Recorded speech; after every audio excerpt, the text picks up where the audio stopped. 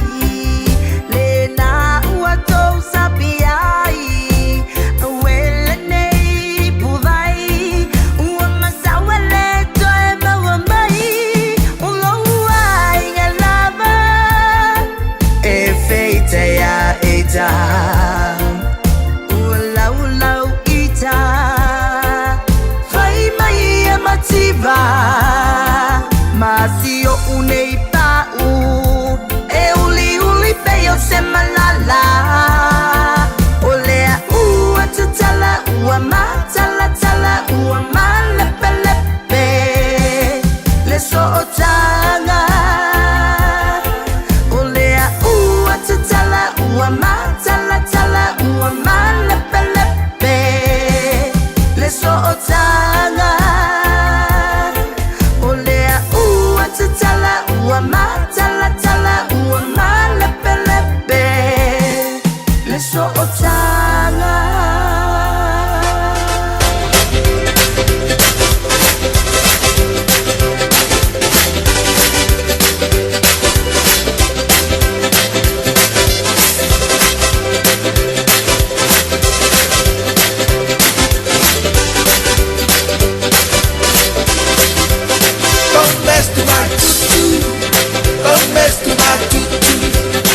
Malval minu talo tene le tu las fulu le tatu terminal we le nei tai au formal le tai au las lulu o le onga tono le vaiaso le o tatu yai ia vi le li fa te le tu lo na lo formal na nga le foi fonte te ina mai tu se fu ma so matu wala bye bye le tai au fowa to fa wa one program le Fiafia Mai we le aso na fisi pa ia mai le tai au ia vi ia le lo formal nga le o tatu tamba au lan ilana pule fa se fua ai mai se fo yo lona ngare le malona lo fo ya te tatou wa mai atu tautua malaunanga ale pakama malu tai au pe na ye le sunga le to meni fa malo fa time le tautua amata le yaso ta se fo mala fia ngal mana ta sa va lua o kala me fa ngasolo pe na ye tatou tele tatu tala o to mai Samoa me se me lo tupu le tu mo le tu ke le pe na we fa fo ye se mal pakama Fiafia Mai tautua ne pe tatu atu ilunga tautua le Samoa ia bale au nanga masani pe ona ye tatou yaso taitasi nei la tai au te whaatalo whaatu mau alo whaatu pa i molunga o tātu watunu pe lava nei te maua mai iri tātu po kalame nei tai au tono lo maoto po lo lawa tono whare mai tono lau ta abale par whinga luenga o whelava e mafuta mai nei tai au Fiafia po kalame Fiafia Mai toi whawhero i atu o male nganga o Fiafia ma le loto le whaafitai io e vi ia leli tātu wala mai le nei tai au e se le mana ia sulu mai le lawa mawhana whana ili tai au mai le pōna pōsa tātu iei oka se marulu whātutunga tā fo ile mara tai au lātou ia mo i lātou na usua ili vāwe au ia ai whaamalo al whaamalulos tā pena atu mana mai ti lātou lea onga wāti li eina marulu whātutunga tātu e matatu e tā pena ina nai tamai le ma whai lawa na tuua po le alawa tātu maa li lili whea mara sau fai mai le makwa po fea e o le 0, 1, 2, 3, 4, 5 le marulu e usua tātou le tai au tātou te usua le tai au aisea le anga ili ma whainu tātou tu ua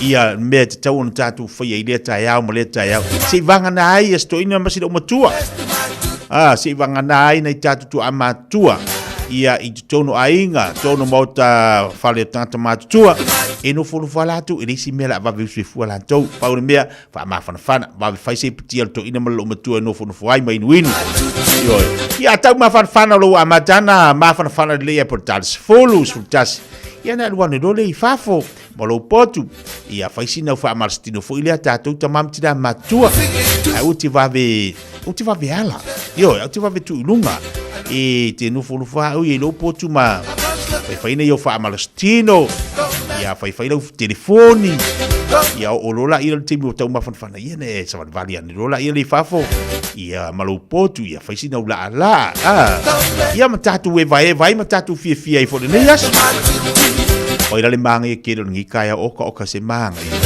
e ngā kalo ka maari le tai au ngā kalo ka maari le tai au a hoolo mai ngoi le tino oka e le au ngā fuina whatu utu ulo ta maari le tātou ia malosi tātou ia e usua e whai ngā ruenga tātou ia tā pena nei tamaiti le aonga o wane i whatu utu o fwoi whape e waka maari le ala kaya au o i e maari le marsedeng e le maari le sedeng e fwoi ngai e wha mahalosi o ngosa ilu roto wane i whapea mai lo mawhawhau o whaakukunga ka fo le kaya o la ko ia si le kipiri ngi kaya au ia a kipiri ar kaya o le manga ia le aso kipiri ai au kipiri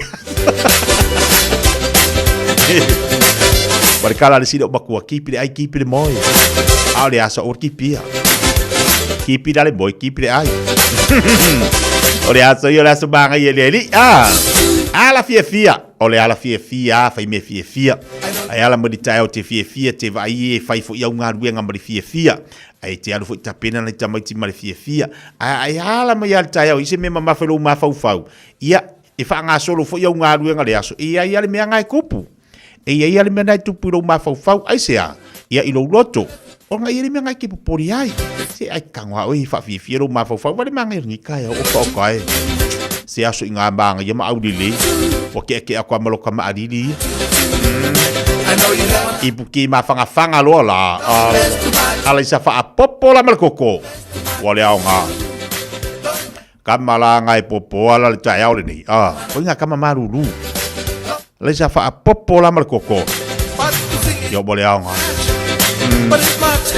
anga kipiri moi kipiri ko mal manga va yo wa kipiri lo wai ia mauiro mangapa vai da ia ufa fo ma ia vakia e kipiro lau ai mamalo kingo kipiro mangapa mamalo mangapa wa makama ui wa makafunga ile kau kule moso wa mafunga e moso over pa ye over ai fo la mangapa la ko wale lo vai fe ave ma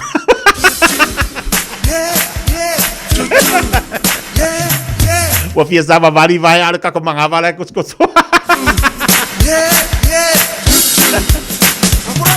Inga fai vai ka fia ku ka fa malolo e vai meu mama fa ku ya o I know you have an but mess to my tutu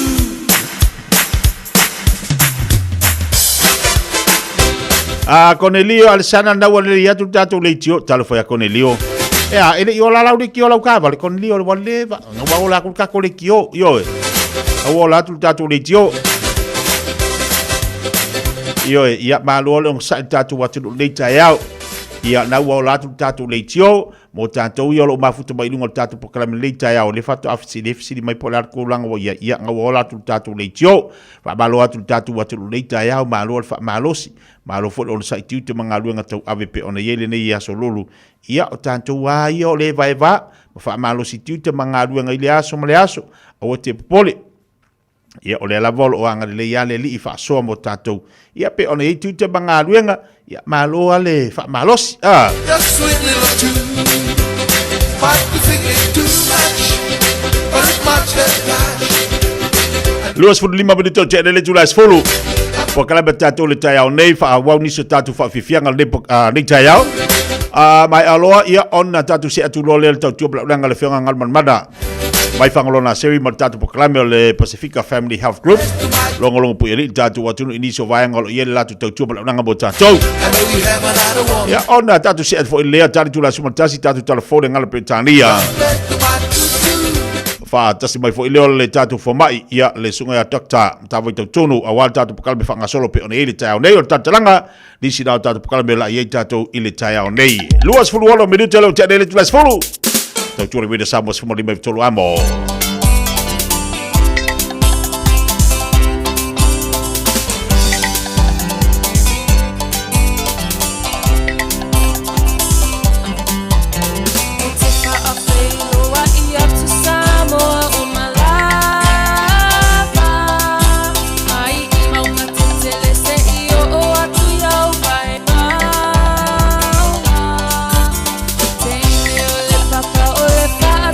Tolo mata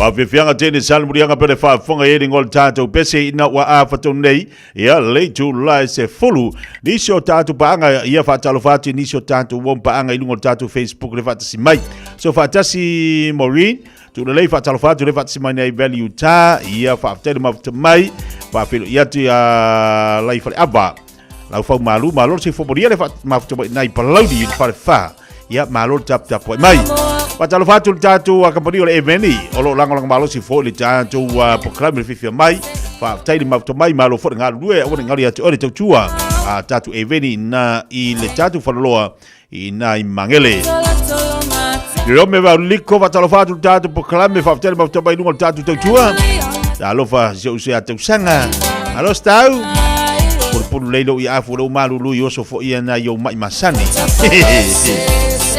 Nicole we fatalo fatu kun mori malo se fo laudelei fatalo fatu se site wanga para lo fatu manuia te ngaluenga lo fengai ba uto e meselo fingaluenga al stainless products lo maftu bai lanto ya ma leusa ya kesi luia tele nei fo taya u tutu manga luenga Lumia tiaua isara fatalo fatu nei taya fatalo fatu fo de sunga Cornelio al sara fatalo maftu mai tala tau solo fatalo fatu le falongolong watu Ya, malo se fo monia ya Antonio Mareko fa tele mafta mai se fo laudelei ya lo fatu le mafta tu nei Tacoma I Washington Vayola tu fai fa tele fatu nei ya malo se fo laudelei apena fo ya lau new sa lua is ako sini fa tele fatu tatu program nei ya fo chanota solo malo se fo wa mai ole nei ya Ya, malo si foporia fatalo fatu ya just lea. After mai fa malo fo ya aro mamea. Ya, lunga tato Facebook lo tele la to lelo mafuto mai ai. Dalo fa mai Pittsburgh, California ya Bruce Senga. Malo si fo la lei. Fatalo fatu ya lia, lupe menu, good morning my Brisbane Australia. After mafuto mai lunga tato tua fa pena fo ya si Valley. Pasesa kun mori fa tele mafta mai California lo mafta mai ai mai kalama talo fauso kalama wa mai ia fa talo fati ate uruma fatu ya vai lo mafta mai no so duty foi manga du ngal tayo fai malu fai ba ta si de kanga ka isele le yor ka muka pero foi atu tanga lo kalama ma o kalama nga sawe or kuka ale bere we de alo fai te ka mal fai ngala mombo pa mombo tangata song-songa tangata ile tangata finau me akongwa le to tangata finau ese le nga sau I lo fai ese fo me lo kango fai longa winga la mo kwa kele mombo le tangata fale sau ele fa pe sau le metas ala so ko va idisi me mombo le ava ko le kaling ko ko ngaru le kaling fa kelinga ko mo le kaling o ila le mero we kuka o le fai ngopa pia fai sau pa o le tek pa la kama pa malo tu ila le foi mafuto boi no so ma fatu ya vai le fenga bela manga wenga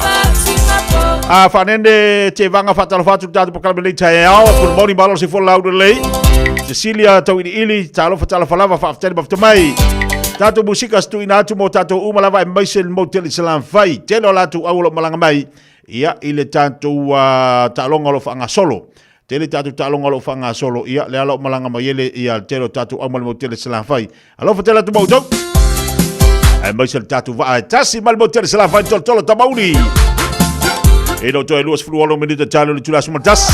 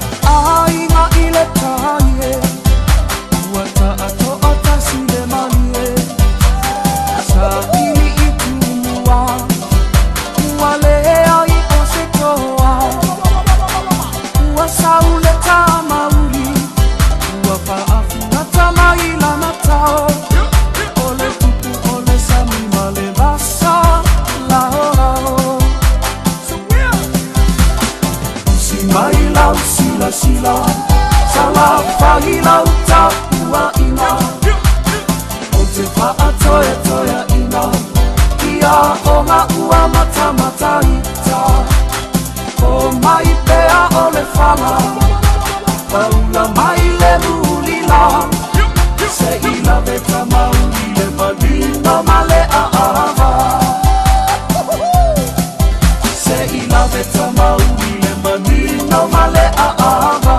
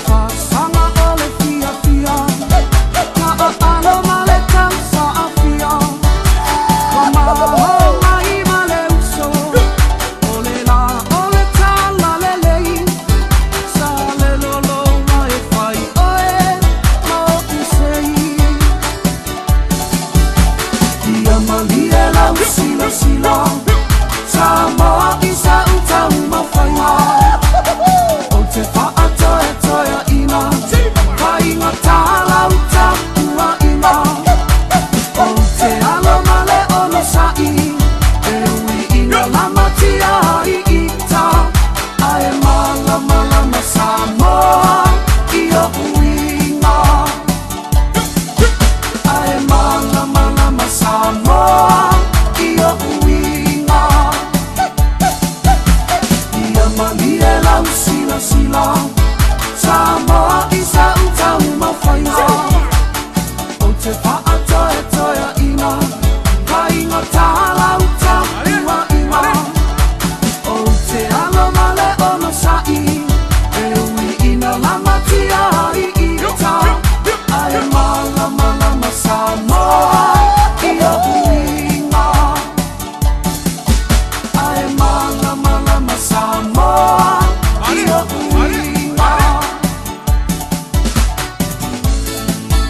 Tātou te mana na o malawa ia sa o le awalai whaatino ai le toi whaonga i nau ni la pisi toi whaonga. Mana tua o tanga pepa I ila ka tuni whangu te o ata ma laptops tuai. E le tia I nai le la pisi toi whaonga ina. Whaatino le toi whaonga i nau la pisi. Toi whaonga I le awala sao. O le nā ua iau 5. Tanga I ana I le Auckland Council Recyclable Items. Tāma ki Turuki, All Together Auckland.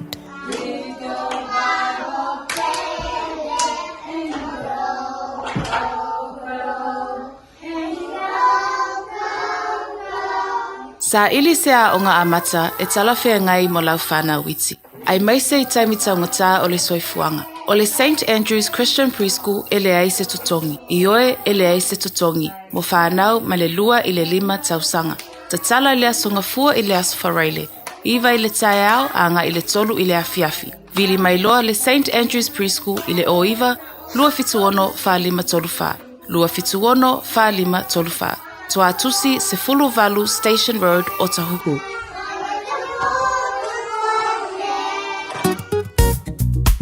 Ashik Homes Limited. Wale taimi mua moana nei o mawhai ai ona rent to buy. E yeisau kiwi saver mani nei e talafu. E mawhai ona mātou fisosoani. O le finance e mawhai ona amata mai I le 5% le deposit. Whaatau sao mai I lātou e whausia whale. Whaingo fie mawave. Ashik Homes Limited. Whafso tai mai loa Shemaima I le olua tasi lua fitu o valuli maiva. Olua tasi lua fitu o valuli maiva. Ashik Homes Limited. Amata I le aso mo se tae au manuia. Hey, don't be that guy. Or that auntie. Ignoring a sore throat. This isn't just some drinks and lemon tea in your sweet situation. Untreated sore throats can lead to rheumatic fever. Nobody wants that for their family, eh? Go get your Pepe's sore throats checked at your GP, school nurse, or pharmacy. It's quick, easy, and most importantly, free. So come on, whānau. This summer, take care of your tamariki. Get it checked and get it treated. For more info, hit us up on socials at Stop Sore Throats or visit stopsorethroats.nz. So los 40 minuto na tale o leitu la sumaltasi fia lo fa tsimai le fia ngai ngal mana mai fa ngalo na sewi maltatu pukalame fo le Pacifica Family Health Group ya o le longo pieli pel tatu watno mai so tu langa o le so sanite lo motanto le lavo tatu o loto tau manulu ai elem foi lavo tu o le tu mlaunanga ya le fia ngal mana maltatu fermai so sanite le motanto e tupu e fa tu le tau longo o le taulongolongo o se whiautala leilea if so sana te le mo tātou ma wha manatu mo le tātou atunu le me te tau o na tātou whaia. Leo whata se maida whianga ngal manmana whata alo whatu mana nganga whaalalo ngal manmana ma alo se whumuruia nei tai au. Ia whata alo whatu hoi lau sunga te tia nei tai au po. Ia whamalo fo li tui fo manuia nai tu. Whata alo whatu fo i nei tu la i le pa ia ma le madu o Samoa o lo maua mai tapuro kalame. Tupu mutumali e lau whainga adwenga pa ia le atua mo la tu whatua. Ai mai stile lasti o sio tato watu no. Ia whamalo li tui fo manuia nei tai au. Iole, anga whiwhia nei tai au whaftai le tua leo toi mawal nei awa noa, whaisi malulu. Ia leo fu tātou ia elo tu ala walau tau tua ma lau tau ngolongo. Molo anga leili tātou watu ina ia wha manatu. Mo tātou. Ia e bai se fōri tūlanga pe ona iai ia tātou ngase tu mau. Ia o ila tau le fō la maua fulu. Mo le telo wha mai. Ai tāu ua le tau ngolongo telo le tāpu kalame mal wha soa. Ia so lulu va status. Wha manatu e mo le tātou watu ungal malmana. Tai tia, ta o le lava. Ia o le aunga lava nepro kalame. O taulongo mal wha manatu atu. O le nevi fo i vai tau, ia leo wala ngona lava malulu. Ia o taimi fo ni. Ia leo wa amatanto e langa inunga ia lava mafan fana. Ina ia mafan fana le tino pe awha ia te o anga i fafo. Le ngata po i lea. Ia o tau fo i ona vai po mafan fana tonu al fale. Wai man tua tonu o tato fale. O leo wa ia le tula fono fo ia le ale malo ia ila to o lo o avea ma tato landlord ina ia uma ia vainga tawon ona ia mawal mafan fana tono o fale o lo o alalam papa awai ia to tele tangata la tele o lea la a fai o e nofo ta mautoni te fale ai a fai ele o le lei ia le heating system na fale ele o maua te malulu ai e whaelongo atu le tino pe e susu to e malulu. Ia, tau na longo lau landlord ai a whapea le e jaitino whawhita uli maina. Ia, o na longo foi la ia lea o to fo mai whale ainga ave ia le complain ina ia sawa tuai anga i le landlord o lo whaia foi le ainga. A leo le na, ia, pato ai lau complaint anga i le MST ia po le housing e mawhai lawa on tilo anga iai a mea i le o whaia le landlord ia vaenga e tauna iai wa o tasi nā tu la fono whaupopo i tono tu la fono o fale e rentai ia tato tangata ina ia mawal mafan whana ia o lea la ia tato no fōtanga iai ele ngata po ina a fale tonu al malo kiona kianga ora housing a fai ele o le heating system ka tauna va nei loa ia ma va ai ele o ele housing ina io atu e fa tau no o mama to siaki uma va inga le ai le te tele mai le malulu o le i tato no fo te e fo yanga ni la iti e tawon tato loa a papie e se vai la lo faitoa ia roll le pe ta ai le solo ma fana fole ia tu i la lo le pe o le po i te la mo ia man tua va ia tato curtains este lava to nga curtains e foi curtains e nga ia po ia famala mai nga mo tau ma dulu e tawona tu i longa ina ia mauai ia le mafanafana tono fale o lo tatou iai ai mai se lava nofoaga o lo iai nei o tatou tua'a a tausi ia faapea fo'i i le fanau laiti o le fautua a faapea le o le heating system po o le vaega e faamafanafana i tono fale ia apa mai fesoota'i mai pe a faapea te leiloa le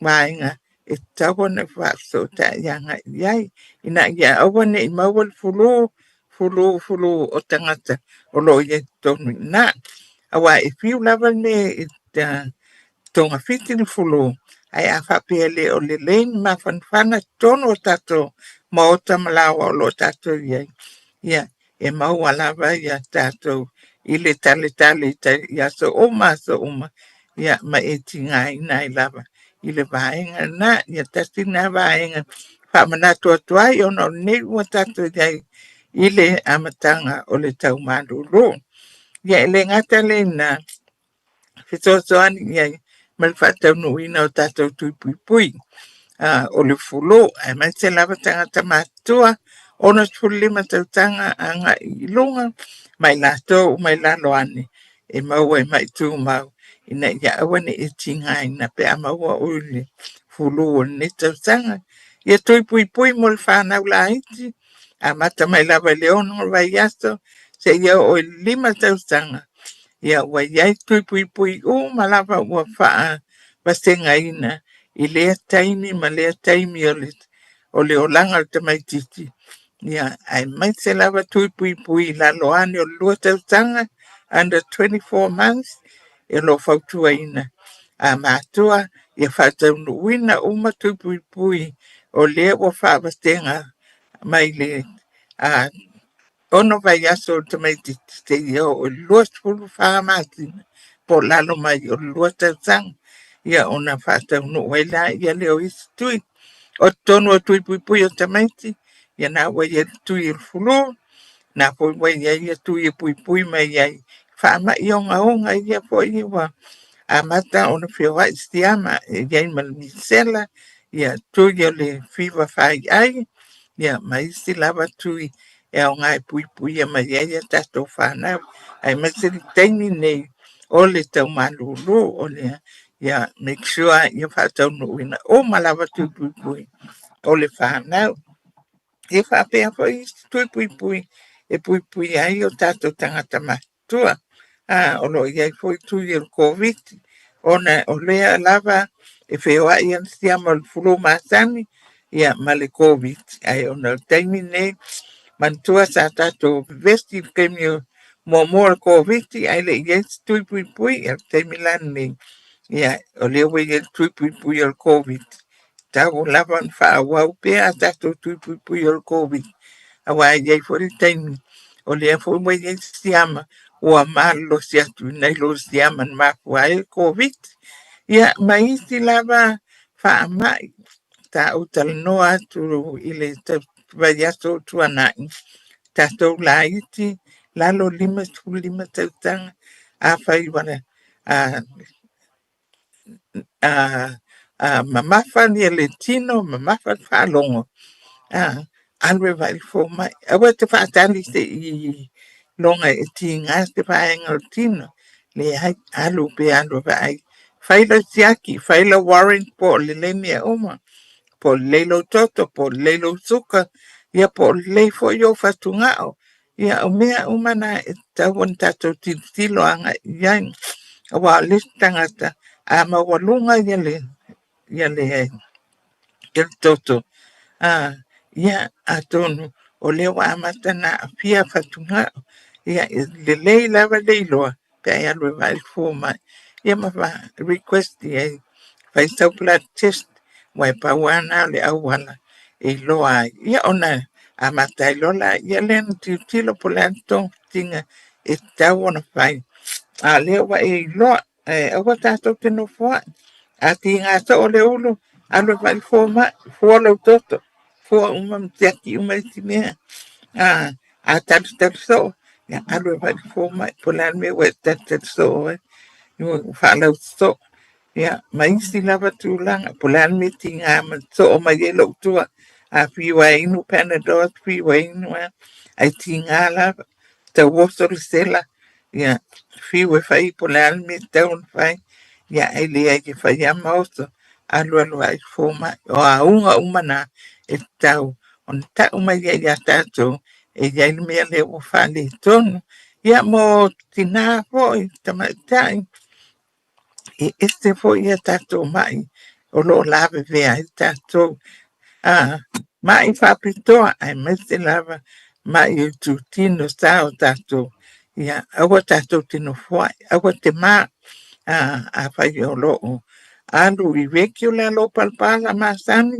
masina ia alu anu whai foma awa tino fuai a iei te me o whale tono o oi i vaenga na alu anu whai foma na pawana o le siaki e loa ai ia mawhatau no o siaki e whailau smia ia whailau mammogram mea umana ia whapea fo ia tama ia matama awa no fuai atu la iso ai alu alu ile i whale este e whai ia le wheaulata ia alu alu vai fo mai peti ngā po ia te vaenga o oi i lalo i tūsta alu e vai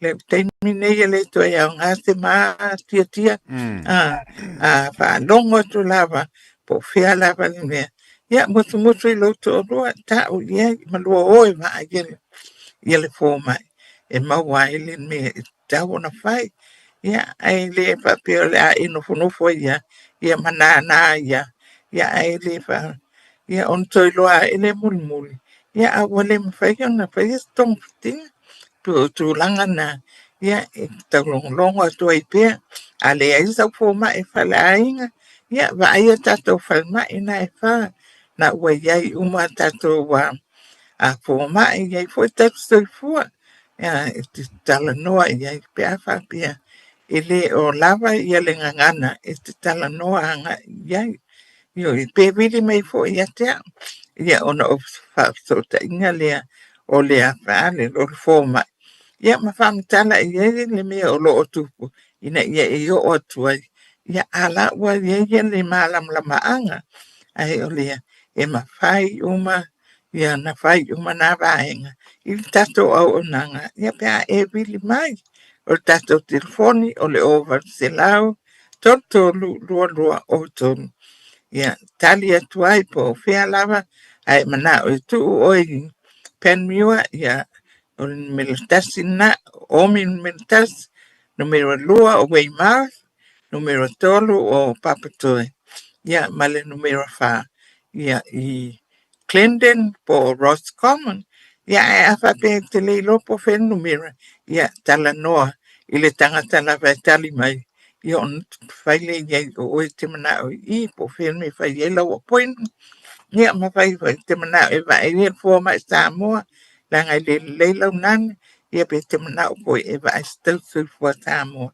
i le taimi e te ala tuai e vai aia le fua mai ia o nisi ia whamanatu tia o tau ia e whaimalanga i Samoa whailo tui o fulo ai te le iadu ia a whapea fo e fua e te ala tui whaisau ngā duenga i Samoa ia whailo tui ona ai te le iadu i lo wālawa ua e la vea pe mao sia te meo tino pe ai o namu e tango valu ia e puipuia mai ai o me cellulitis ia po mumu pa u wa tasina me e vave ia tinga ina tangat e alu tamu e whainga luenga ai leo puipuia ia na whamanatu le tia pe ngesi te vaenga o e fia sau no iei pe whamanatu e ai mara ia whaftikere lava lau whianga ngal mana ia ma le tatu tautua fo le tatu whale mai tūlanga le whamanatu mo le tatu atunu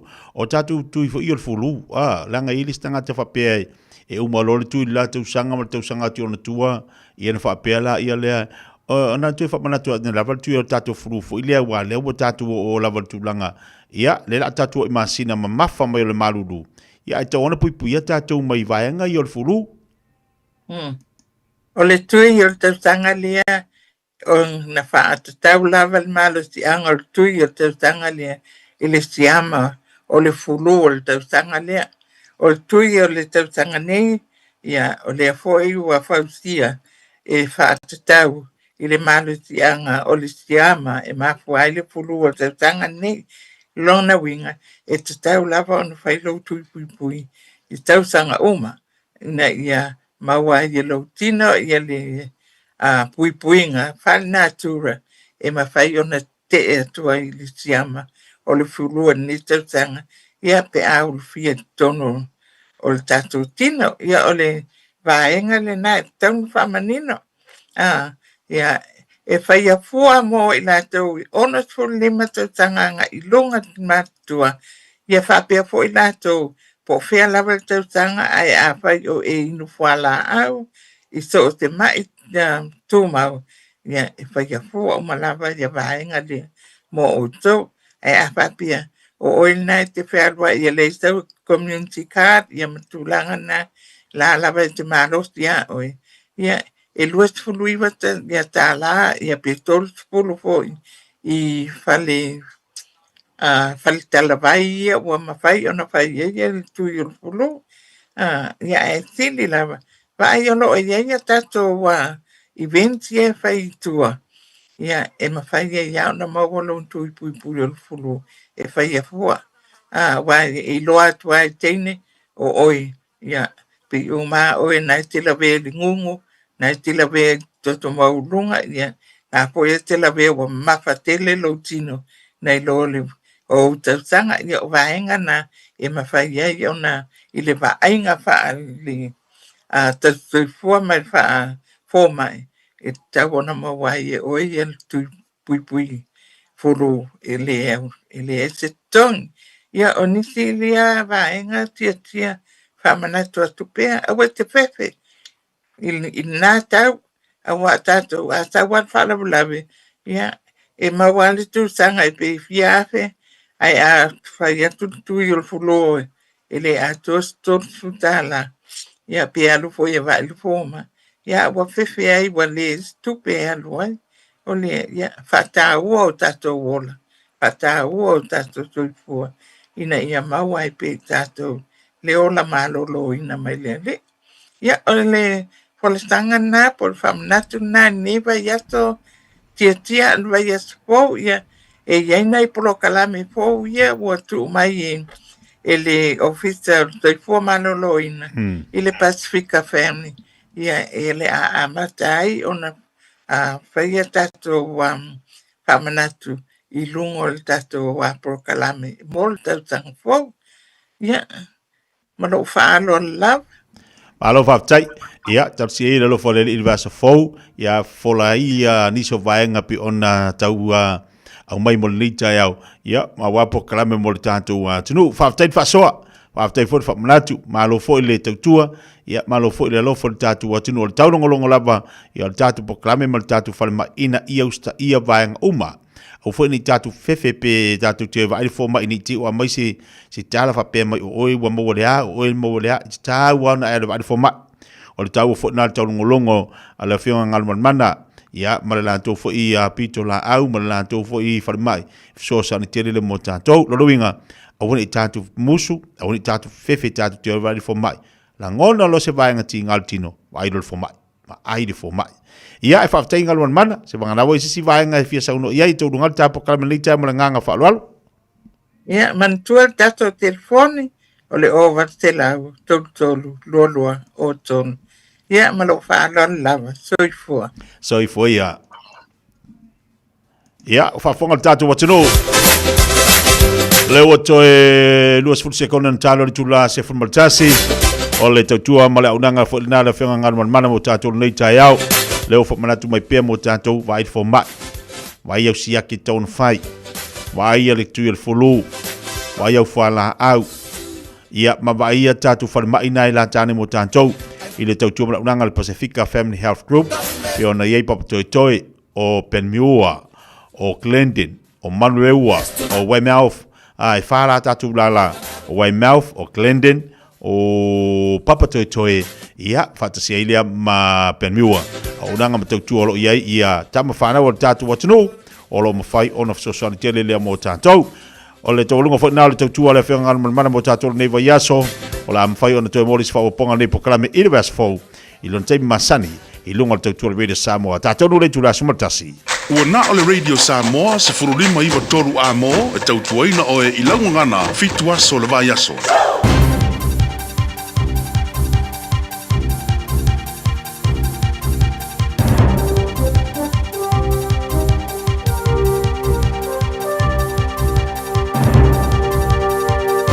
In this update, Air New Zealand is announcing more connections with the rest of the world. 3 new direct international routes will link Christchurch with Singapore, Tokyo and Perth from October.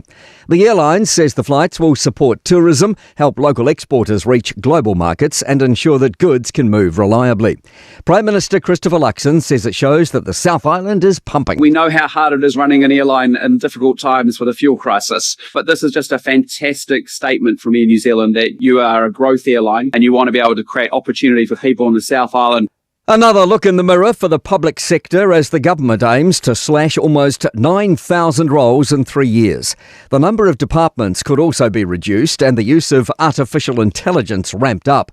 It would save the government up to $2.4 billion. The Employers and Manufacturers Association's Alan McDonald says most private sector businesses have had recent cuts and the roles weren't missed. You have to look hard at yourself. Are you fit for purpose? Are there areas of double-ups? You look at the MCERT amalgamation that's going on at the moment. There must be literally hundreds of roles within those departments. Consumer New Zealand has revealed not a single bank has qualified for its People's Choice Award this year. The advocacy group says it's due to widespread dissatisfaction with banking value, pricing and trust. It's the first time in a decade no bank has reached the customer satisfaction threshold for the award. Recent Consumer New Zealand polling found 43% of respondents think current bank profits are unacceptable, with lower income people the most critical. Yet only 4% have switched banks in the past year. Global health officials are warning the number of Ebola cases in the Democratic Republic of Congo will rise.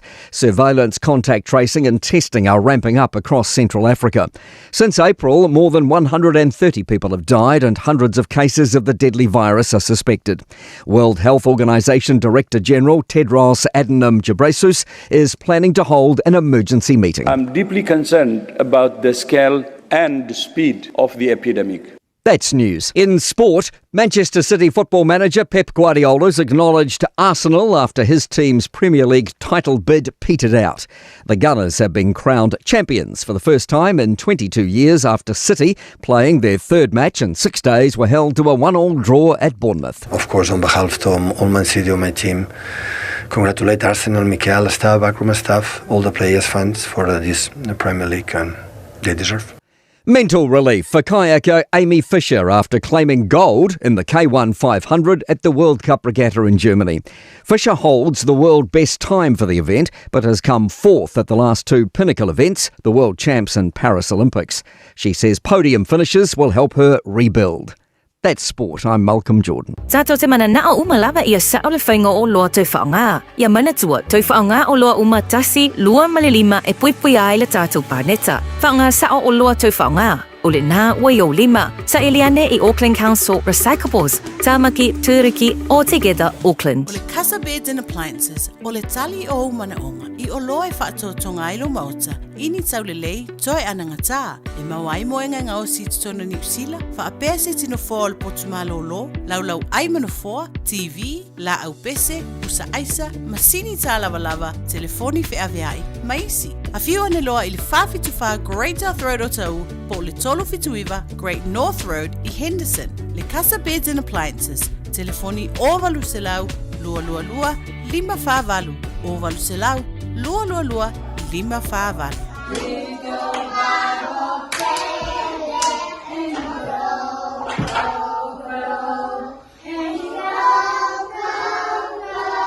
Sa ili sea o ngā amata e talawhia ngai mo lau whānau witi. Ai maise I taimita o ngata o le soifuanga. O le St. Andrews Christian Preschool e le ai se tutongi. I oe e le ai se tutongi. Mo whānau ma le lua I le 5 tausanga. Ta tala I le asonga fua I le aswhareile. Iwa I le tae au a ngā I le tolu I le afiafi. Vili mai loa le St. Andrew's Preschool i le oiva, lua fituono fa lima tolufa. Lua fituono fa lima tolufa. Toa tusi se fulu valu Station Road o Tahuku.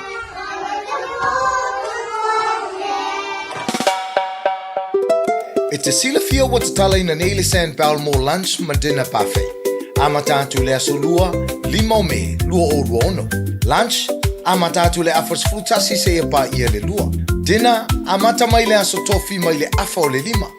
A whaila o talini au malo. O a fia whailo maina fo i se aso whapito. A fifio mai matala mai ao. Ivas furu iwa Atkinson Avenue o Tahuhu. Po le wha sotai mai le lua lima iwa, wha o. Po le olua fitu, lua o ono, iwa olua tasi. Eva mai pea i the radio kasi lima iwa kolu a mo. Au ngā tele sunga mo o he.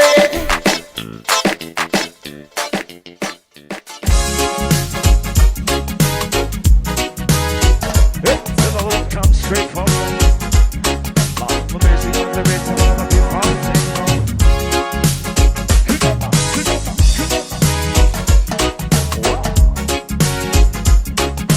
Sing for the minute till the sun goes down.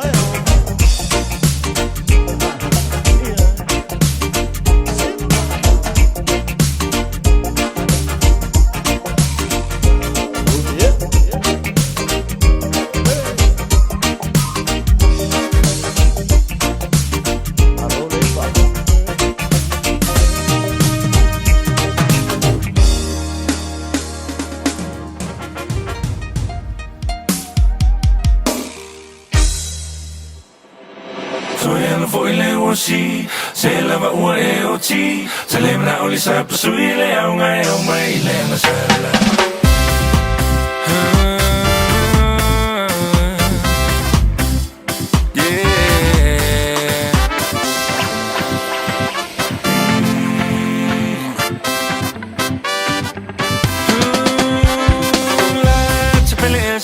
Mole mole fa chali mai e po a e na te unga fai fa avale so ona vali la mo mutu ai le vali male fa e che le vali le na o me vali le ta se fe so ya no foi le osi se la va o e oti se le na o le sa sui le au mai le na sala so ya no foi le osi se la va o e oti se le na o le sa sui le au mai le na sala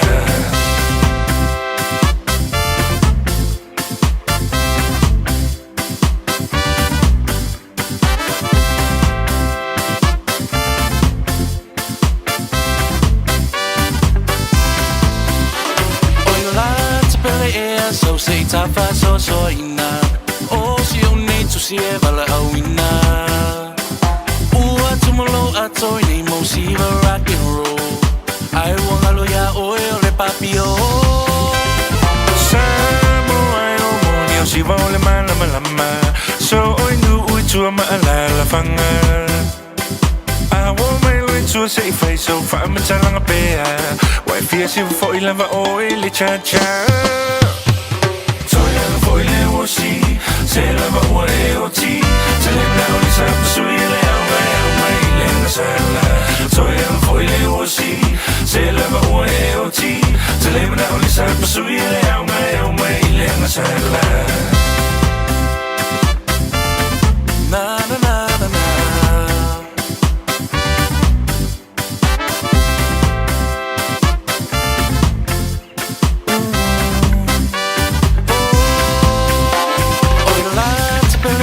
So say tafa so ina o si o nei tu si e vala au ina ua tumalo atoi nei mo si va rock and roll ai wanga lo ya o le papio Samoa e ua moni o si va o le malama o solo inu ui tu a malala fanga I want my lo tu a say fai so fa me talanga pea wai fia si va foi lava o le cha cha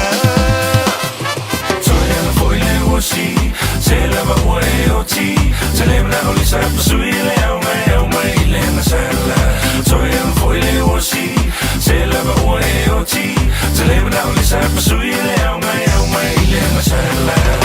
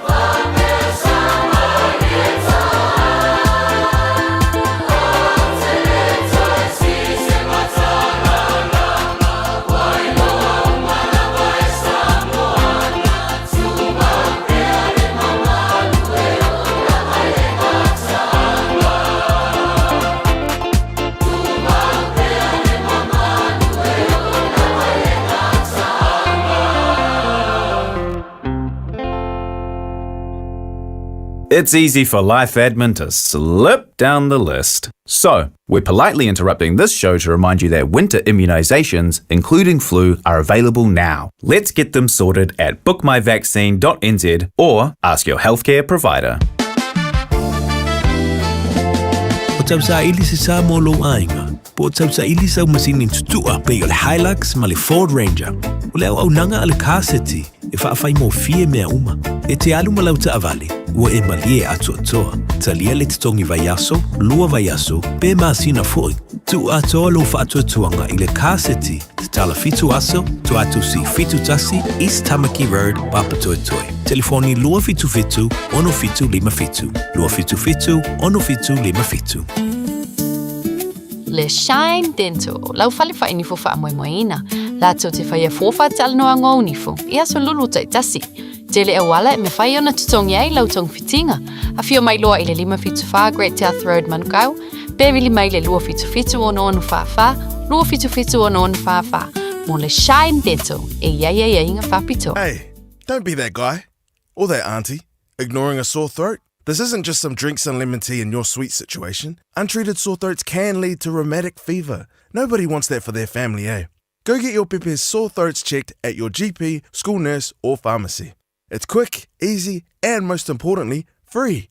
So come on, whānau. This summer, take care of your tamariki. Get it checked and get it treated. For more info, hit us up on socials at Stop Sore Throats or visit stopsorethroats.nz.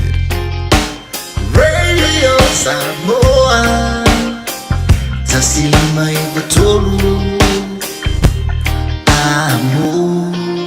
Radio Samoa, tasili mai batolu, amo.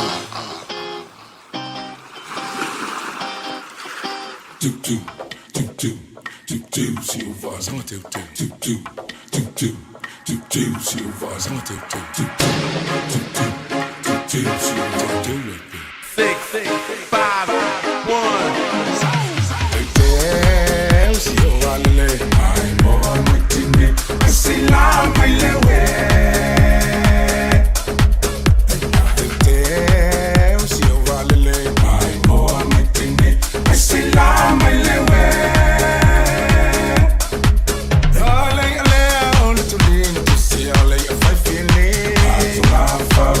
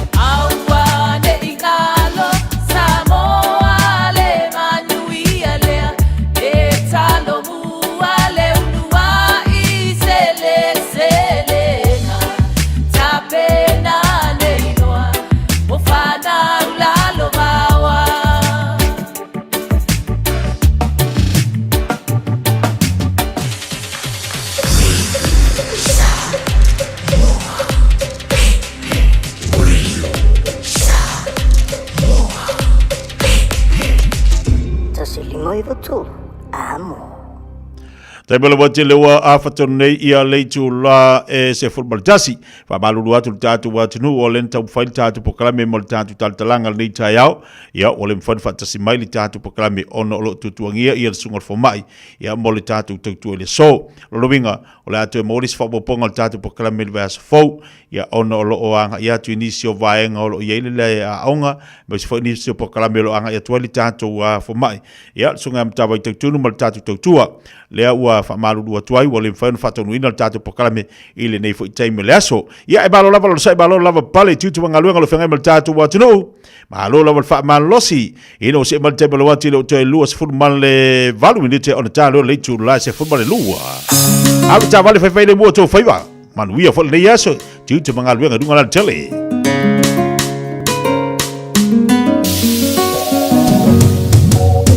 Yeah.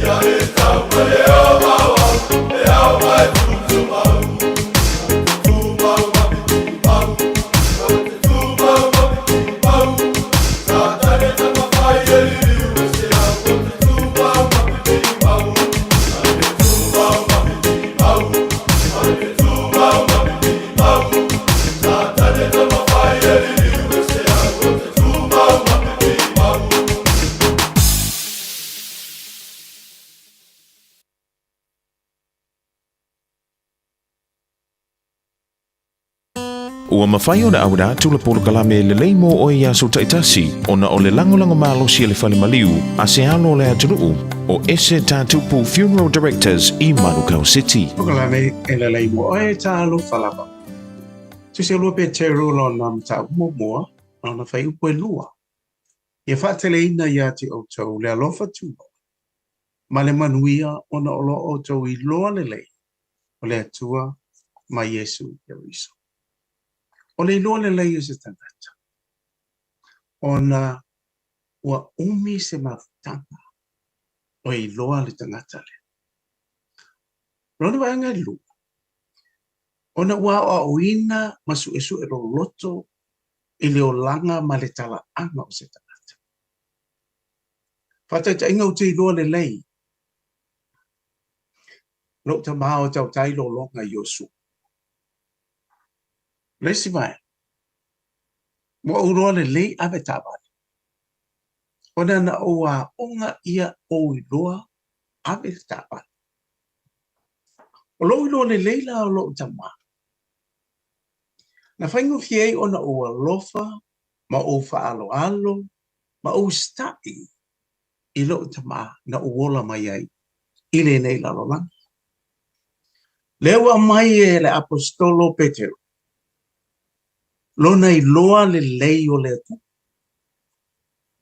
wasa ye tai na a fia ai le apostolo fa lo to lua mana ye le masa salo male tali tonu fa maoni ile moni o le tua a Yesu Keriso o le wata tino mai Petero le manuia o le iloa le lei o le tua o le tatou whaia onga o iai nei o le nganga pa ia e a o wina i tatou ia tatou iloa le lei le tua o le moni o le teneo o lo iloa le lei o se tangata o le whaingo fia fo i lea o na whai le whiriwhiringa sa o loto pe e te alofa wha maoni i le natangata e le ai fo na te e atu tangata i utaia ia Yesu Keriso a wasa lātou le fia i loa le lei lo lātou mesia na valo ia o le tātou i loa le lei o le tua tātou te fia ai ma le manuia ma iai le saolotonga ia tātou e le toi pūlea le fefe o tātou loto mana o le loa le lei o le tua ma Yesu Keriso o le tātou saolotonga le nā e whaambau o le talia Yesu i lau loto i le na yaso o lau wha o la tanga e whaambau e whaamaoni lapa ma manisua e le lei mo oi. O le ese tatupu funeral directors o se fale maliu Samoa o le tali foilea o taimi whaingata o na o le malanga al maliu maleoti e mawhaifoi o na lato awina atu ma awina mai tino maliu o e pele mai so o se atu nuo lalolangi mala auno le ese tatupu funeral directors i le lua no lua tolu fitu o pea fiu ane ele se fulu male balu Norman Spencer Drive Manuko City e ai se isi o le tau ainga e wha persona leo Pe whaapea foi. Whaamata e avea le tale i ma le tale maasani e tau fia i lātou ma le whai o lātou mea maasani ai. E ta tau na lātou e whai suenga o le tale a ngā i le coughtest.co.nz. Pai le suenga o le tale ma whai loa le fō mai coughtest.co.nz e le ai se tatongi. Whala au talawai e iai tūlanga la matia ma tūlanga le lei o whala au. GlaxoSmithKline, New Zealand Limited, Auckland. Ashik Homes Limited. Wale taimi mua moana nei o mawhai ai ona rent to buy. E yeisau kiwi seiva mani nei e talaf. E mawhai ona mātou fisosoani. O le finance e mawhai ona amata mai i le 5% le deposit. Whaatau sao mai i lātou e whausia whale. Whaingo fie mawawe. Ashik Homes Limited. Whafso tai mai loa Shemaima i le olua tasi lua fitu o valuli maiva. Olua tasi lua fitu o valuli maiva. Ashik Homes Limited. Amata ile aso mo se tae au manuia. Mō tā penanga o whaamoemoe te tele, whaafisa tae le Lux Tent Rentals. Maua whale ie, gnufoa, lau, stage maisi. Veri mai loa sa Taj Singh i le olua lua 5 lua tolu. Olua lua 5 lua tolu. E te sila fia wa te tala ina Neile San Balmore lunch ma dinner buffet. Ama tātou le aso lua, 5 me, lua o lua ono. Lunch, ama tātou le afas futasi se e pa ia le lua. Dinner, ama tamai le aso tofi mai le afa o le 5. A whaila o talini au malo. O wa fia whailonga ina fo i se aso whapito. A Fiafia Mai matala mai ao. Ivas Furuiva Atkinson Avenue o Tahuhu. Po le wha sotai mai le lua 5 wha o. Po le olua fitu, lua o ono, iwa o lua tasi.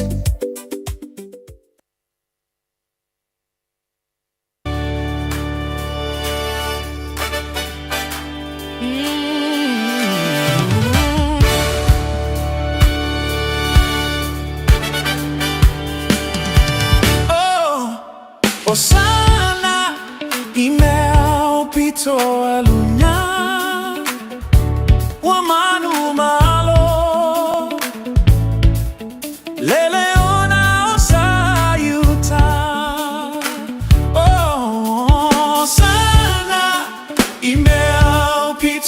alunya wa manu malo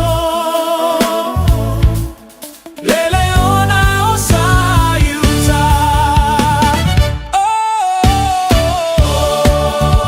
leleo mai lelangi lunga leleo mai lelangi lunga Leona, Osao Yuta, Olona Malosi, Matautia, ole manu malo, Sao Tonya, Waufalo Noina, Maua Ola Nona, Talili Malosi, Ole Tangi, Ole Leona. Osana, Imel Pito Aluna. Manu malo Leona osayuta Osana imea upito aluna wa manu malo Leona osayuta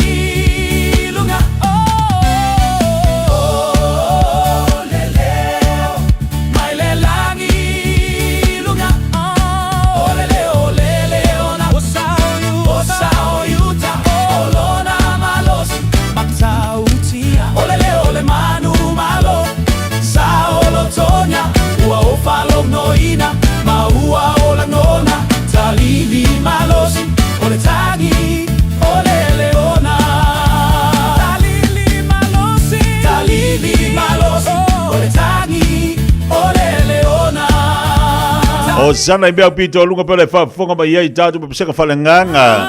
E au fa mai tua I lol tatu proklame le mo o se tatu proklame falenganga fu mo tatu le nei taya. O nga tono le vaya se tiu bangalu ngalo fengai mal tatu wa tunu. Se mal time le wati le to se fulu mal lu minute. O na talo le tula se football le lua. Le te man so ta fo le tatu nanga le sunga le pule le tatu o meka kans. Sunga tong sia mal na to nanga.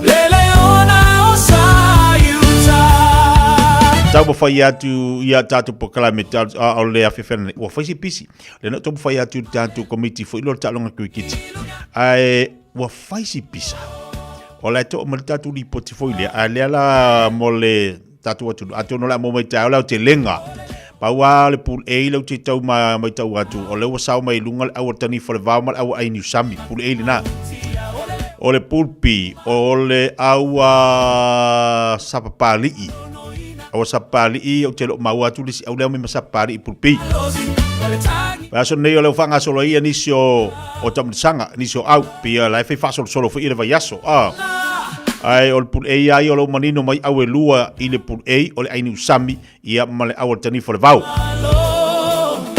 ai o le fiafia nei le wa mai le tal committee fai mai e vala o tu le fiafia nei na mai le o te lenga po au ia o sa mai lunga ai o lo fanga solo le vaso nei ia tamsanga to mai tai fa pia foi mai tamsanga ali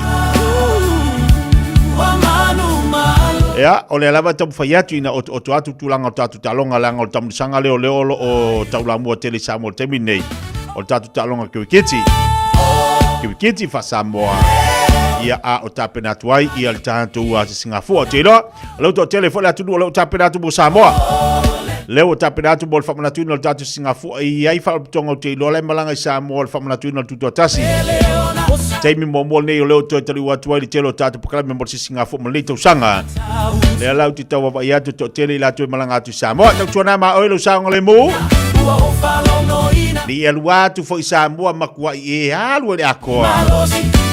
Ai te tau ona fai le sau siaki momo inga adwa na ia le. Mala tu ole anga mai fa mai ba set furu. Ia matau tu na fo ma oi avini au fuala au. Mo tatu e malanga tu Samoa pe fo ilanto ia ia ngase tu mau. Alu mo va fo mai matala vai tu tono atu alu moe. Ai la kwale Samoa. Ola wa makwa seki mai malosi ia se me ka pole ai la tu Samoa e tupu mo se fale tonu. Ala te apa tu le ato le ile tala vai. Ele ia lo ka ngwa ku ko ako le so so fala au. Ai olu masau la le masau o masau wangi ha. Manga yo kau au papa e la le. Ia inga o so le malpu e ia. Usai falia di kai au ai pu e ia le po. Ka ngwa ku ngale se fala au. Ia, ela me kupu. Ko pe aku fale mai me wa umale ba nga vale awa. Io e fai aba ka nga por fala au. Ata tu wo foi la Samoa, ingure le eu fala au. E se me la e mai fu ingo fala au. Ingure le eu fala au.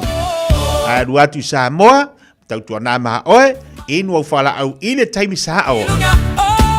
Ai ni fa pia fu ia lo savari kele ia kai o i singa fua e wai masau ola o ia masau e nyau o fala o vakua a ngai sawala ia lea e kapiripi mai ngungu ngiu malulu yo fa mangaku e le ia le oso elo pu e ia malo fa malili oso lo viva ala ia fala a al fa dia ni la le o ka o papa e ai mai fonga oso lo pu e ia Kanga kunga ya al kolo malulu. Vai era lo koi kiri o. Mari kiri ngama ngei la le. Vai e o sole pu e ya fiu fa. E fiu a va ko ia afure kai kele ma alili. Va wale me le vai mai fiola. O fu fica wa e. O fu fica wa wale fa dia male. Ole o sole pu.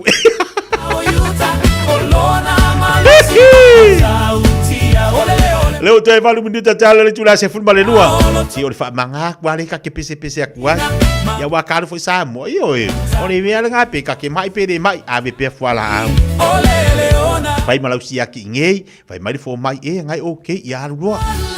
Aru do Samoa desi me ke popole. Ya ga lua kwale ya lu safari la sumo mo si ngafu ai makere ko ngali savalalo e kai muringu. Ya uma e koe masau mai e sa fai. Ya e aka. Ya fa longo kunga waka wa alu dalu le koko ya apa ko amai le lo sumaria koe kukua ilu.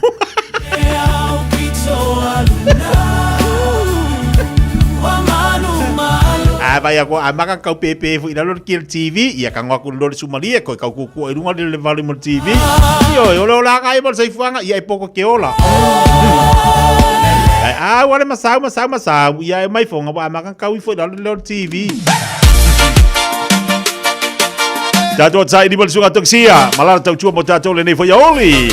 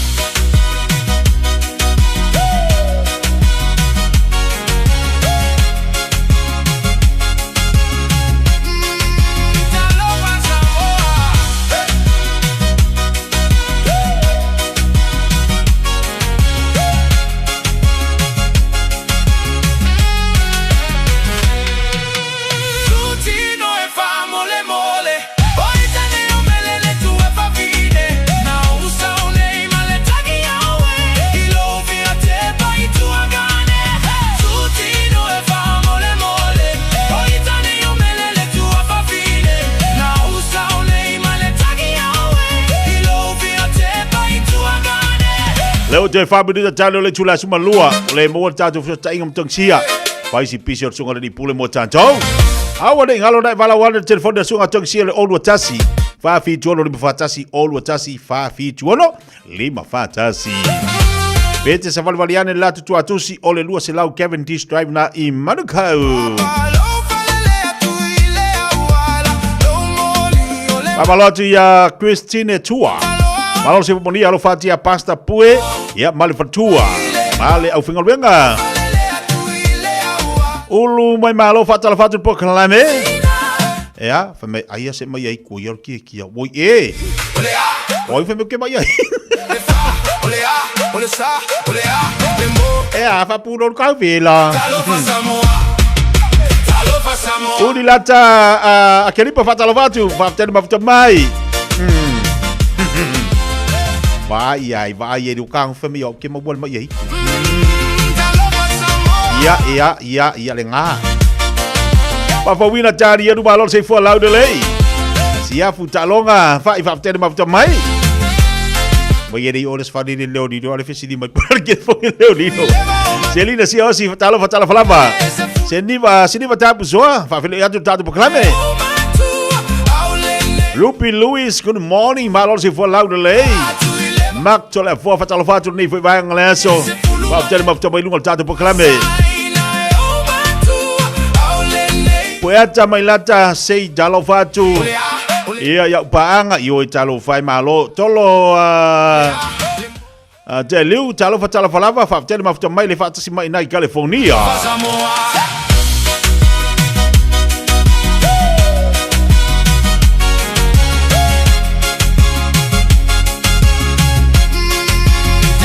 Jenin nia Pithen malor se fomonia nei foi vai ngal taiao.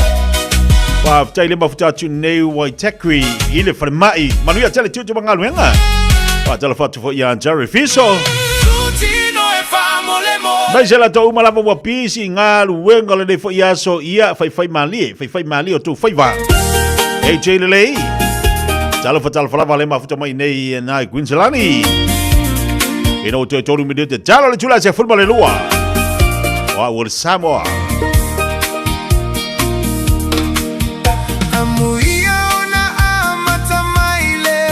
Samoa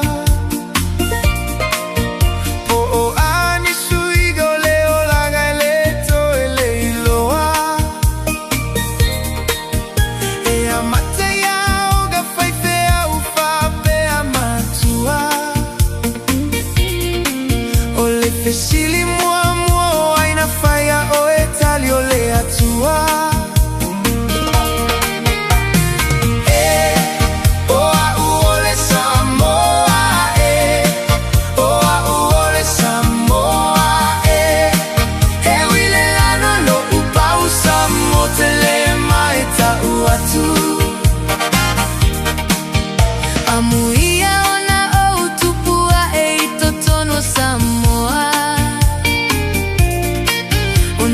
Gata e fafaga e o puia sou uma lea unoa.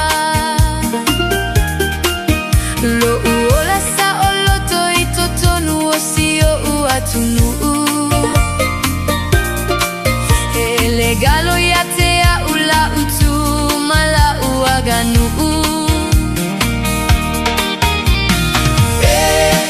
Oa uole Samoa Oa uole Samoa He wile lano lo upau Samotele maeta uatu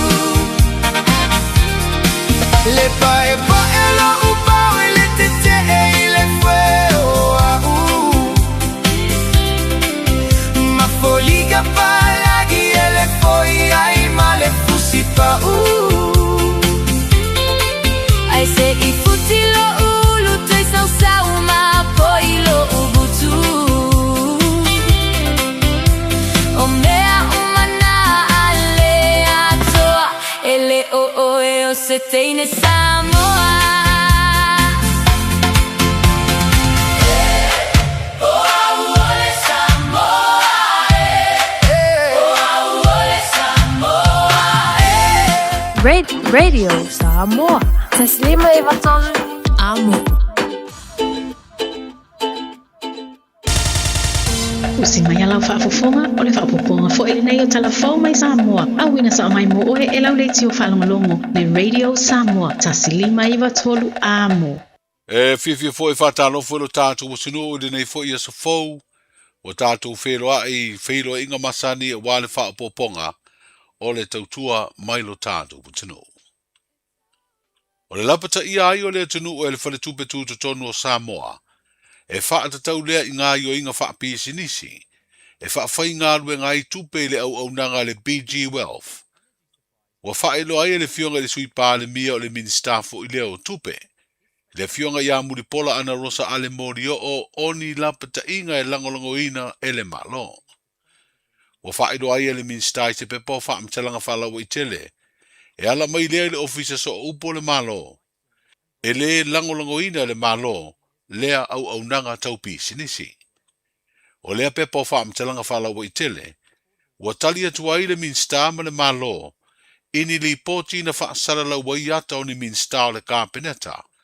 Masui o le BG Wealth. Ma ua whaalia le sui pāle mia ma le minsta o tupe i lea lava pepo whaamtalanga. O le whale tupe tūtu tonu o Samoa. O le ofisa tūto tasi la tau te matai tuina ma whaatonu tonuina. Taunu unga o soo se mata upu. E a fiai tu langa tau tupe. Ma puipuia lea tunu umai lama tianga i soo se whainga tau wha se. Po le tau wha valea e wha ngā ai se leni. Wa wha manino mai fo i le finangaro le fionga i a muripola ana rosa ale mori o. E le langolongoina le malo le PG Wealth i soo se tu. E le tu ina atu ni pe mita, le sitala, po se wha atangana. Mo lea company e wha tino aise au nanga tau tupe lo tātu tano. E le ngata i lea, o le iai o sui o le malo i ata na pu e wha atasi manisi, o le mamalu o lea tano upo o tangata lau tele. E le o se wha vae lea ua langolongoina pe tali ai e le malo, se pi sinisi po se porkala me tau tupe. Ma ua toi wha mao ni ai foi, e le aini tala noa ngā loa ia le malo, e winga i le lesi talaina o le BG Wealth. Mo le si le fia e peo na wha aidoa le minsta. O so se company e fia whaatino i te tonu o Samoa. E te tau una usi ta ia tu la fono, ma le wha ngā solonga tāle whea ngai. E ala i ofisa whaatonu o le malo. O le whautuanga ma le lapta inga le sui pāle mia ma le minsta o tupe. Wha e tete i le whaia leo wha ai unga tau tupe.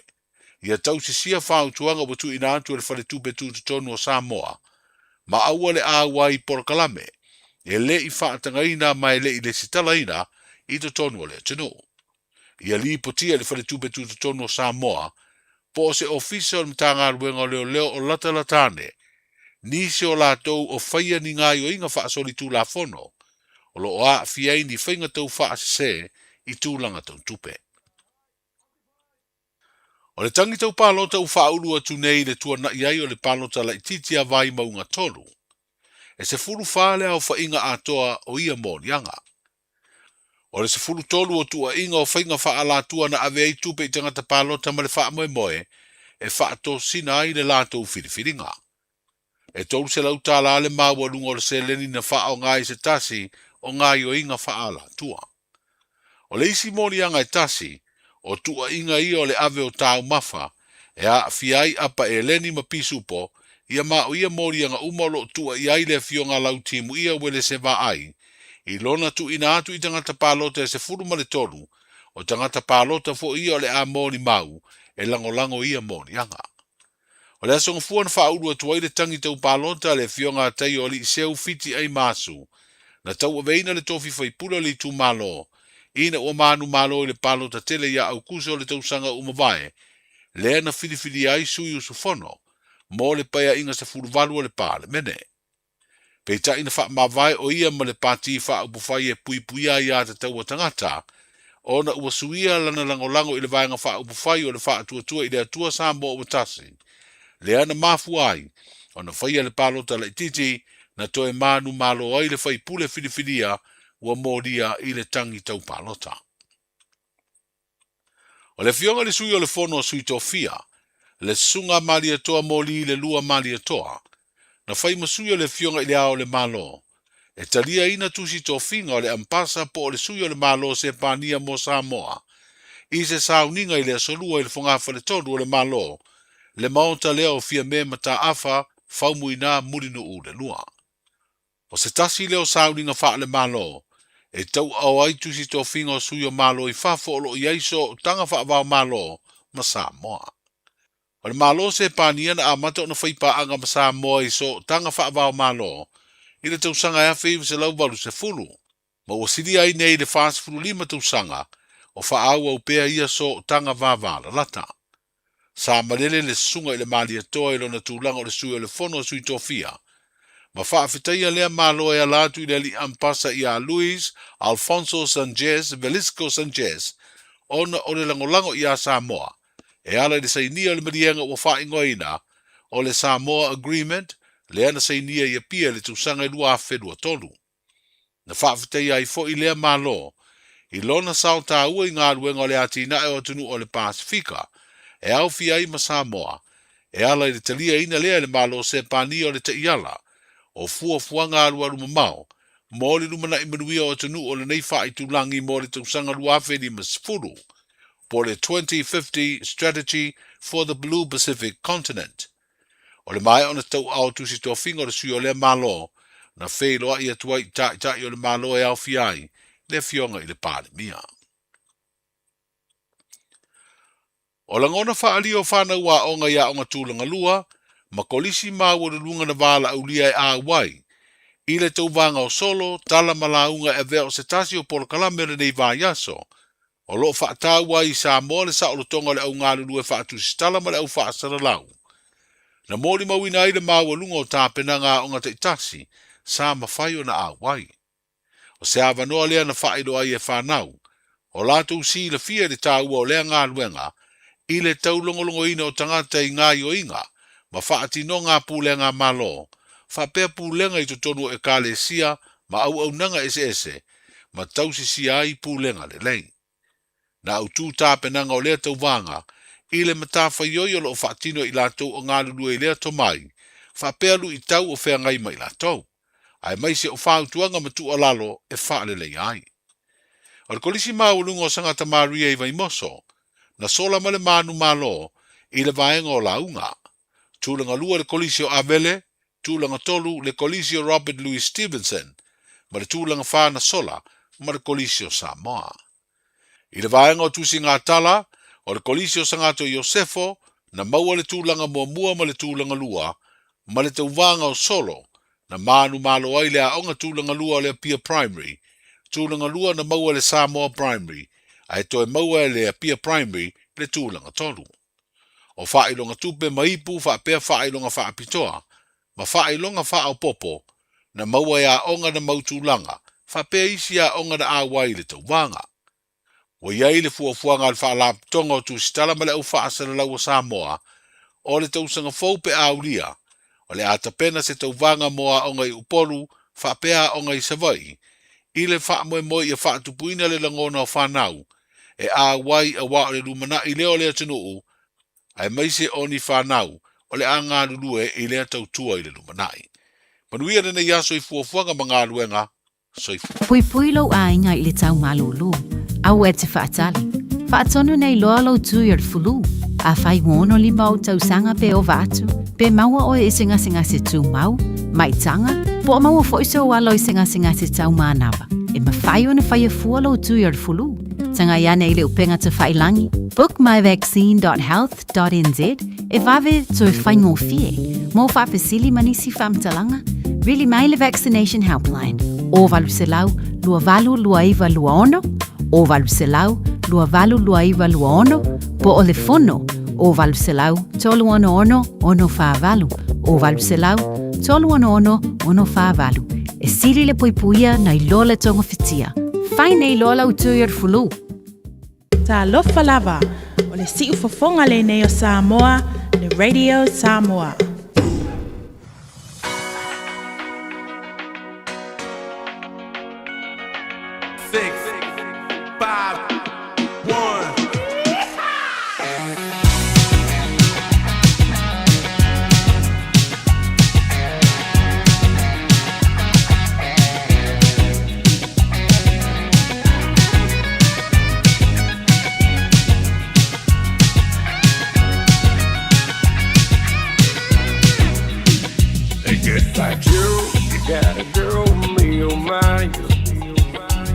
got a girl for the hero down the bayou.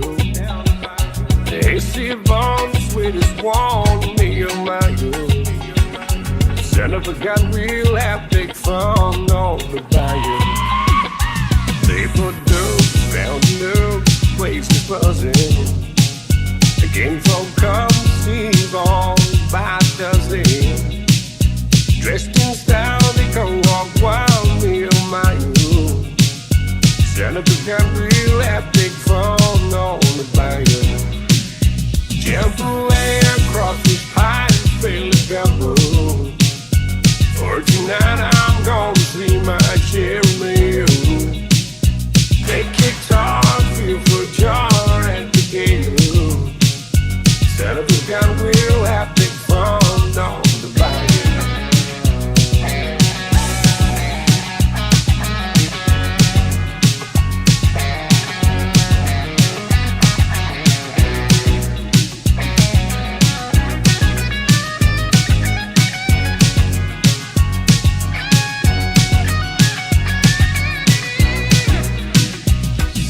Down, far from town, get in the field, and you'll catch all the thieves in the bayou.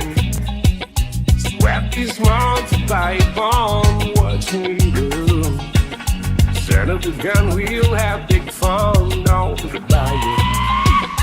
Jump away across this pine, feel the gumbo. For tonight I'm gonna see my Jeremy. They kicked off, feel for jar and the game. Santa got real happy fun on the bayou. Jump away across this pine, feel the gumbo. For tonight I'm gonna see my Jeremy. They kicked off, feel for jar and the game. Santa got real happy fun on the bayou. Santa got real happy fun on the bayou. Santa got real happy fun on the bayou.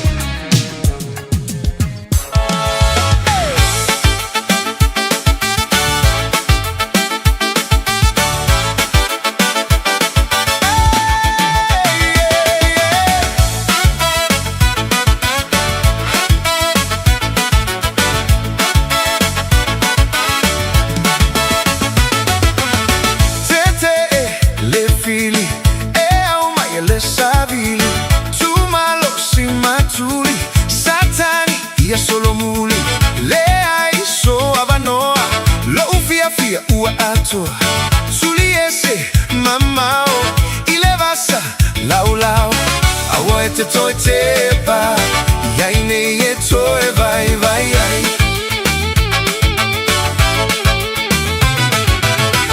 ya emana tua ete toite paloa eliutupu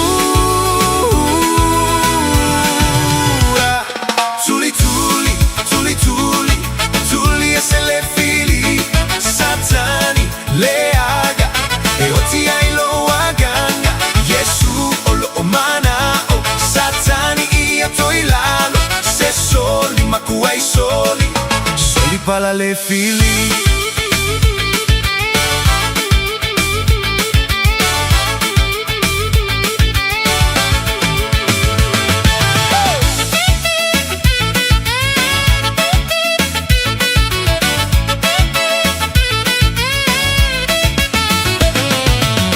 Kerisiano tsumau Lowola itoe mai mau Hua malo si mai satani Fa'atoi lalo oe ile afi Ouso fa'a malolosi Galulue fa'a maon Sula imo lana ngaluenga Tawa mo fa'atasi lea venga Awa ete toe teba Yaine etoe vai vai ai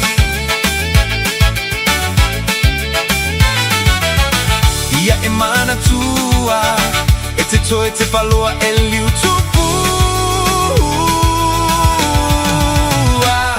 Tuli tuli, tuli tuli, tuli esele fili Satani leaga, eoti ailo waganga Yesu olo omana o Satani ia toila pala le fili. Football ono minuto al cedere giula se football lua. Va Fiafia musika so ifi loi mo tatou le nei foi oli. Pengale tatou wa tinu i malolonga mo tamo ftanga. Vai ai ngole nei foi aso. Pa malo atu ya te autou. Malor fa malolos. Vai se apta vale ubala benunga la tele. La tolo fenga titu mangalu nga dunga wala. Abalo tina ave pasi, ave loli, ave taxi. Au ave upa. Ia bale tele lavo kini volo feo ia to tele fo la to nai ave ta vale. Ke foi la tolo anga ia ti fo fanga le so. Lunga la telo e mafuta mai ai. Nei te wa ia lu dunga le wala e so fa ia foi o se feeling ia yaso. Yoi, o so fa ia le o le feeling a ki ia le wa fa mate dunga le wala. Tau tu na ma oi. Ya ngor kamo le ferro wa solo or kamo so se kaimi. Tau tu na la ma o le fi. Ete palo a peli utupu. Ike e le fili Vai so se mea ke anu e ia ma le fili. Se tono lo fale e le fili. Tono lo ta vale e ma le fili ma le fai fili. Nga luenga e fo ma le fili. So se mea. E lo la le ma tala. Ya ngai ke mi ke kolosia ko ngola wala e fo dis kanga kala e so mai. Ia nga e fa so wika fo ila ia le vai kasi nga fili. E la tu te tono se fale ainga. Ia e la ko i fo kanga kala ke la kula li lo ma fo e so vai fo pe lo fa ka wolo po ai kasi nga i fa so fo yo i yo. Ia e mata la me uma. Kerisiano tsumau. Abalo tu i fale ainga uma la tatu what no. Ora mal tu tu Samoa. E le la tu fa lo nai Avondale le telo tatu tabo tanga lo mawai. Le la tu la lai nai Manhattan. Patalo fa tu ai le afionga Samoa ma tu ai le pulenga tatu tu Samoa. La ngola ngabalo si fo le tatu wa le lilo yas fale le vasta tasi. Telo fa mo moenga te mo la mani o tatu fale na Manhattan. Le si meto pole. Na te mo uma ina va nga uma ma le fale. Maua le te ungo le fale, maua le faa ai di fa fifia ai oe, maua i fo i matau maftanga. Mai vai na le mangai. Se ki apa wal mea lo mingoi. Lo mingoi ya. E le fo si me tau sa i di sa pe e. Si o mori si o vanga keu, si o mori si fare aingal, si o mori si o vanga le melak fai. Kasi ya. Pa malo atua ya te utou. Suli pala le fili. La tu fo le modi malo longa le vanga le uli le pisi fo la tunga luenga. Vai fai malu to faiba. Vai fai le mu la tu ubala valo mafuto mai tono na fa mai fa talo fa tu pokala me te to malu ya tele dei oli. Sfondo malai va minuta tele tula simo lua.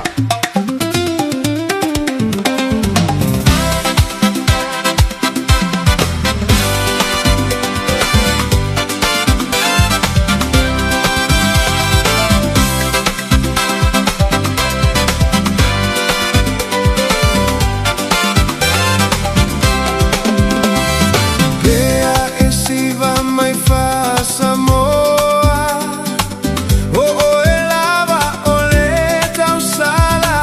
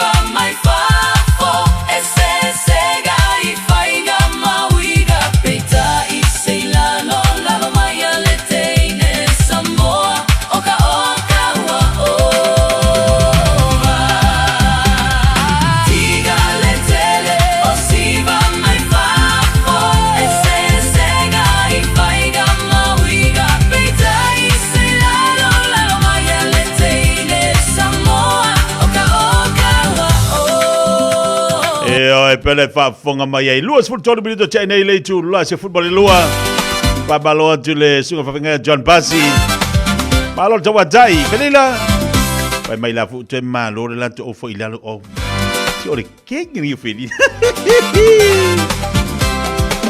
pa balo ta presse fatalo fatu fa del bab mai pai fatalo fatu le fica fatu yan lis Malo fatel bab tobai lungo le tatu po klabe.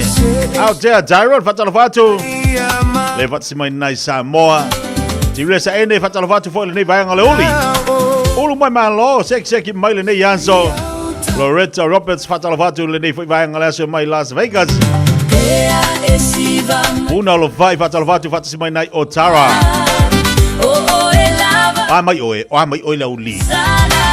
Wa mai ngi Yaso. Wa mai o fuanga. Ia man tu foot verso ni verso tup.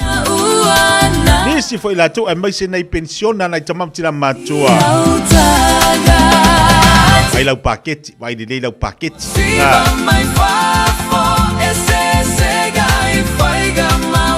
Yo vai lá o paquete, vai de lá o paquete, tau ona fofua de lá o seleni. E tau ona e yai. Ia tau foi ona e fofua de lei, au fofuanga vai pili. Ia vai mea o ngata maiti vai lau faso a uma kamanga ia fai male mea ia la inga oka oka semana ia Vele oi loto Samoa ilo aganu malo la lele e tu maupea Luas pun family tau channel e tu las malua Sepa di sini tatu musika boleh malo tatu ngatu fa tele mafta mai ia fa talo fatu ia tilato umalava lema futa mai nei Samoa talo fai ia fai lemu to faiva au to ia mafta mai tulanga lo ia matanga talonga kiti ia seki mai lo lava tap pai Sini au stadio lo fatu mai ia lau mata ta fili fa talo fatu fa tele mafta mai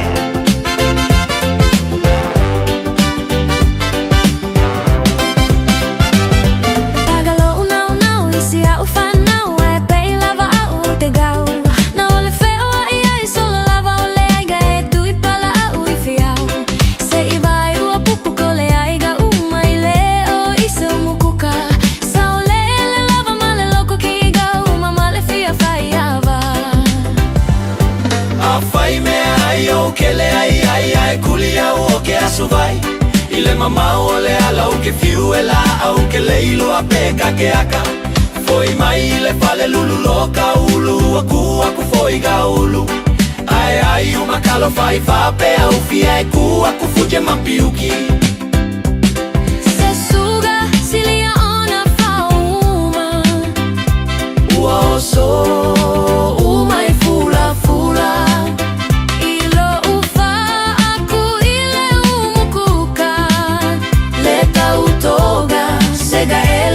sepologa saulo atafa atofa umalo ufie faiava Uke moe ile ako e vaveala awele ai o se fatoaga eko akele kama ole sifio kaka ole matua pai e lava a o aga kaka se gaolo aka e fa kulifi ile ala e o ile taulaga ole va o mala e misima se tupe ile kaga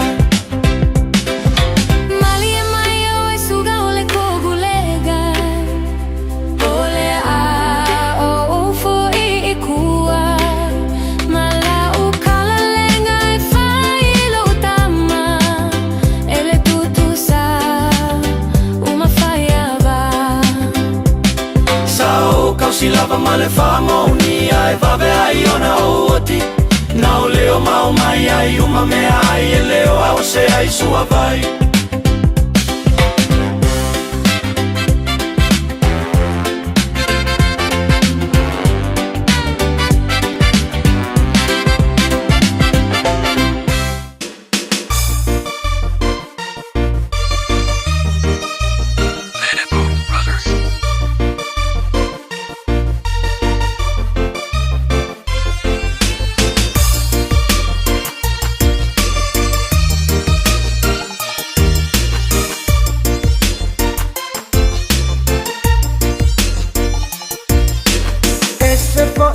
na po Mamea watutupu mai ima o Whaanoa no le mawhau whau Tele o pale sa E o la wha pau pau Ai ona o le tuina nau O komisai o le mawhau whau O isi ua so sola ata Ia ina I whanau Meia sola soi fuanga Le tele o tangata o lai le whaita anga O nisua o lai le muli lua Wa sola atia I o si ona to alua Wangalo ua le tau tonga Le tau tino ai I le whaai poi ponga Wa le kea I ai Ai wha amali e o mana o ngā Aua le whao ava E wape umai o si au o lau Aua le o la whao kange Ale wai se o wha alave lave Ta upa le ai ai nga manu I nei winga le mana ia Alala mai I lalo ai Aua e keika I la upu alalo Aua le whao ava E wape umai o si au o lau Aua le o la whao kange Ale wai se o wha alave lave Ta upa le ai ai nga manu I nei winga le mana ia Alala mai I lalo ai Aua e keika I la upu alalo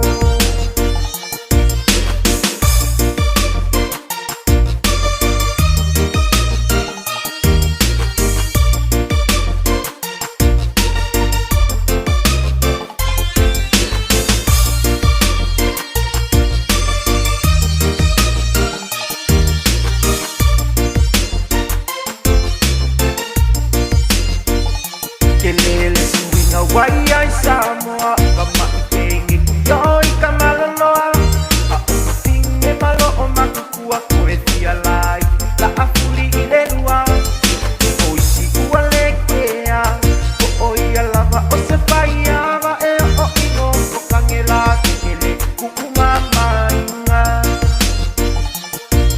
O kele kusi kusi lima O oso uola fia mama A o mea o lo o tukupu I lo ka kusi o si o maunga A o le ngā fo I lava I ke iloa Ai ke musu o e ke kautala Ma le pa a iloa te I kautuku ai Ka mea makanga Aua le whao ava E wape umai o si o uola Aua le o la whao kange Ma le kukuku wai se o wha alave lave Ta upa le ai ai nga manu I nei winga le mana ia Alala mai I lalo ai Aua e keika I la upu alalo Aua le whao ava E wape umai o si o uola Aua le o la whao kange Ma le kukuku wai se o wha alave lave Ta upa le ai ai nga manu I nei winga le mana ia Alala mai I lalo ai Aua e keika I la upu alalo Alala mai I lalo ai Aua e keika I la upu alalo Alala mai I lalo ai Aua e keika I la upu alalo Ia, le ngā whaafia ngā mō tātou Alala mai lalo, ngai ku alalo e wako mō kuri ki fuia Ese po I Mamea watutupu Ia leo langa ngai Ia le aka ki whaalongolonga I me kupu mai Ia so ia Pea ia ngā whai ako Ke e ale fili Ke e ale fili ngai vai kai meo kako ia Tātou mātala I so se mea Whale whai ngarue ngā totono tā wale So se mea Ke e ale fili Whania Mikaeli Bo lewa ngā ola kun tātou leiti o Na ua lewa toi siaki ane lau leiti o Na ua awa au natu tātou leiti o Lewa uman wha leli tātou pou Mo tātou ia e fisiri mai lewa tātou leiti o Fui le whalongolongo tā vale Ia ma leiti o whale ngā ua ola aku Ko siaki lau leiki o Pe whailoa ia mo afo entena Hui aso lai kako leiki o Samoa Kama fui ngā le kosok wale wale leiki o re kohi inga ko sok wale waya ko sok ba ku fa fore pole I ngore mo kama I mo fasi waya fo ile aba ku rola ia ku ngo apare fale ia fa ku wa va ai fo ila ia kasi ai ki nga fa ko inga malu matu ia sola e fa e mangi ngore le la au ngale mai mangkuala kama ikio fo ko ingari aru ma nga va ko kama entena fo ka ia kuala kama iwaya vai ni ma ka ia ko kama iwaya nga ka ia kurunga apa fale fe ko nga ia la ia le e o TV kama fai fa paku TV fai fa paku vode oso ku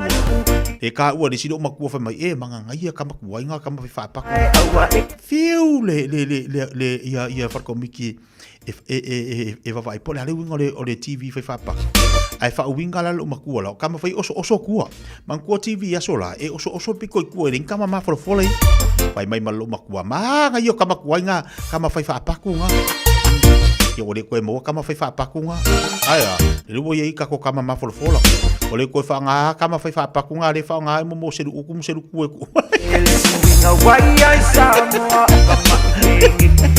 kama ya o ngai TV nga vai kai mi pengenge fu apea au langa fe ko so ya ngai entena fu ye lungola au ia o lungo apa fale ia nga kau maka pi inga fu ia sola o aku ya mo akapi ia makau maka siko inga mas TV ia mas do maku langa la o TV lo nga vai kai me le fai ngofi ya ia ki nga kimu mai ali TV ali si ai nga vai akwa ala kumu wa maka nga vai kai vai di swing ole ulanga a se kama TV ya kama mentia a kama foi oso kua se ipungo mai la ko inga pe akumu aku la maka la ko fare wa pe oling singia foi dia ia ko so ku e ser kanga ka ku le poula i fa ku ngai milo ya nga wa yai e vai le ke le swing ole ko e ngo ka ko kama fai fa pakulanga ya de ka ko alu sa o kama ma folo wa kirira wa ila TV ya wa ke wa kunga ka ole si wa kwa pipi alu wo lo fare la ku TV kele pi musu ala ki kila ka langa TV si ai malo fo finga malo wa finga merile ai wa ki finga o le fa kusa au ngala fa ka usanga o konko ia ai mo tatou o le nga wo la ku tatou le jo e te wa fa pepe i ola mai la le nga wo an aku ka ko le ki on ngia oli au nga ola bel songa fu sia ka ko ami o e le se me ka po le nga wo an aku la le ki o lo fale pe foi ma la ta vale ina o tai luas fu lima minute talo le tula tasi ia e fa tu atu so monat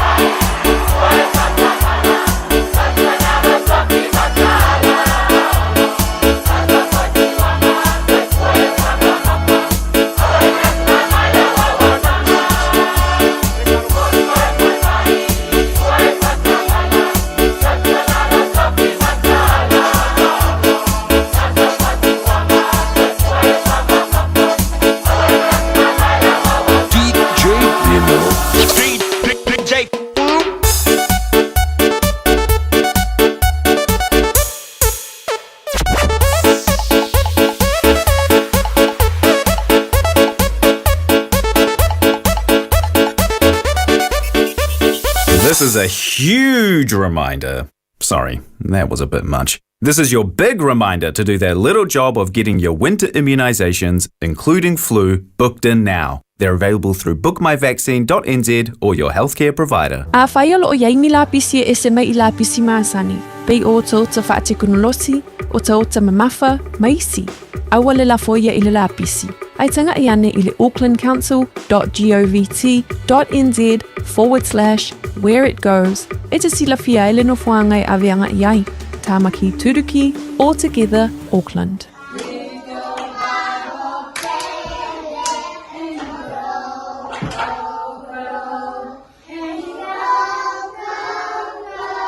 Sa ili sea o ngā amata e talawhea ngai mo lau whānau witi. Ai maise I taimitangata o le soifuanga. O le St. Andrew's Christian Preschool e le ai se totongi. I oe e le ai se totongi. Mo whānau ma le lua I le 5 tausanga.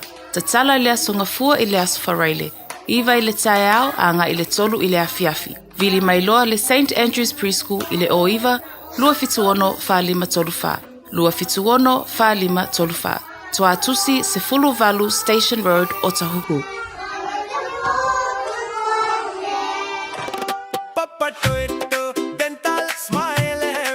O ti ngana nifo. Whawape nei loi le Papa Toe Toe Dental. Ma whaongalau Community Services Card. E se iai lau nifo I le nao le fase fulu tala. E whaia foi nifo auroi wha ai ila ai lau smile. Susu mai pe wala au mai I le Papa Toe Toe Dental I le lua fitu valu wha valu tolu o le tua tusi tolu fitu 5 Great South Road Papa Toe Toe. Papa Toe Toe Dental Smile every day.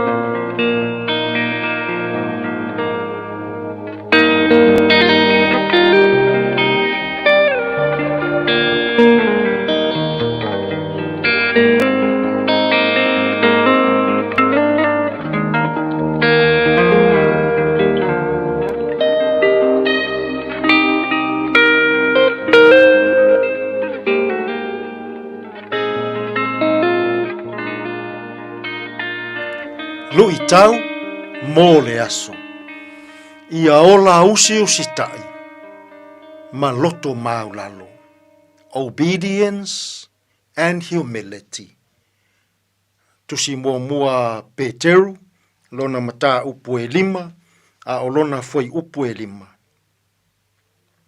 Ia whaapea o tou o e talavou. Ia usi tai toia I ina. Ma ia o ofu o tou malava. I le loto maulalo. O le tasi I le tasi. Awa e te atu le atua. I e whaamau alulunga. Ai foa ina mai le alofa tūnoa. I e whaamau lalo. Ola usi tai ma loto maulalo. Obedience and humility. O le vai taimi o le asa o sa wanga le malo Roma. I nai tangata whaatua ma tangata kerisiano. Na tusi ai e Peteru lana tusi le nei. E whai ma whaamalo si au. E whai ma whaaloto tele. E whai ma whaamawhanawhana. I nai tangata o loo I le tū I sasai. O a sia I titi. O se tusi whaamalosi lea I tangata o loo sauaina. E whaamawhanawhana I le tangata whaatuatua. E whaaloto tele I le tangata mawhatia. Ma whaala ei au. I le tangata. O loo tā o fimau. I lona whaatuatua. I a Yesu ke riso. O le na whaasa tauroina. Ele malo Roma. Whai mai upu. Whaamalo si au a Peteru. Va ai lava I pupua ngā o Yesu. O lima o Yesu na tutui I whao. Va ai ai lima nā. O vai o Yesu na tutui I whao. Va ai a I vai nā. Male pale tui na tui le ao o Yesu. Va ai a I fofonga nā. Male I tū na sunui le tau. Whai mai Peteru. I tangata whaatuatua. Va ai a I le tū o Yesu na sunui I le tau. O le nganga atoa o lo momori mai e Peteru. Ia a vea pua ngā. Na whea ngai mai Yesu I le sātau. E whai mataiala. I le whaatuatua o le tangata. O loo sawa ina I le malo Roma. Ona o lona whaatuatua I le atua. Samoa. Tele sa wanga whea ngai mai tātou. I le nei vai tau. I le tino, ma fau, ma le anganga. A o sawa ina tangata kerisiano. Ona o le tau fi mau I lo latou whaatuatua. Ona o le fia sao atu I le ola e whaavavau. Whai mai le whaamalo si au a Peteru. Va aia I pua ngā ma le sawa ina o Yesu. A lea peye, momori mai ai manai ana o a ongaia. Whai mai Peteru I tangata whaatuatua. O loo sawa ina. Ia tā ofi mau. I le loto mau lalo. Ia tā ofi mau. I le anga le lei. Ia tā ofi mau. I le loto whaamau lalo. O lana lui I tangata wasawa ina ona o le whaatuatuanga. Ia ola usi tai I le atua. Ia usi tai le tama ma le teine I ona mātua. Ia usi tai le tangata la titi le tangata matua. Ia usi tai le tangata. I le pule o loo pūlea lona fale whai ngā luenga. Ona ia oa onga ia Peteru. O loo whai ma wha loto tele. Ia ola usi tai. Le tangata whaatuatua. Ia ola loto maulalo. Le tangata whaatuatua. Toa tele tangata Samoa o lo saua ina i nei aso. O sauanga, i le mafaufau, ma le anganga. O sauanga o upu matala. O sauanga o le tau faaleanga. O sauanga, ona o le ola faamaualunga. O sauanga, ona o o loo fia umia, le pule, le mamalu, ma le faaeaina. Samoa ai. O fea lava o sawa ina ai oe i lene yaso. Ma naia si fautuanga Peteru. Fai mai Peteru. Va ai ai pua ngau Yesu i le sātauro. O sawanga na ia fai mata iala. Ia fai mafa fanafana. Pe a sawa ina i tātou. E tangata ola faa mau alulunga. Fai mai Peteru. Ia outou maua le usi ustai. Ia outou maua le loto mao lalo. Awa e te ena e lea tua. Ma faa to i lalo ina e lea tua. Tangata ola faa mau alulunga. Ile nei fo yaso. Ai ape a se i e usi tai ia. Ile fina ngalo o lea tua. Ai ape a se i e aluifo ia i lalo. I se loto ua wha ua lalo. I luma o lea tua so i fua. Tātou te talo. Whaftai lea tua. Ua ea o mai i mātou le tāua o le ola usi ustai. Ma le tāua o le ola loto mau lalo. I totonu o sā wanga i le tino ma faufau ma le anganga. Lea tua e. Lilingi mai au whaamanuyanga ia mātou fe au mga luenga o le nei aso. E tonu malele iai mea uma. Lo lavswafa Yesu lo mātou alii ma lo mātou whaola. Ua mātou tatalo atua ine. Amene.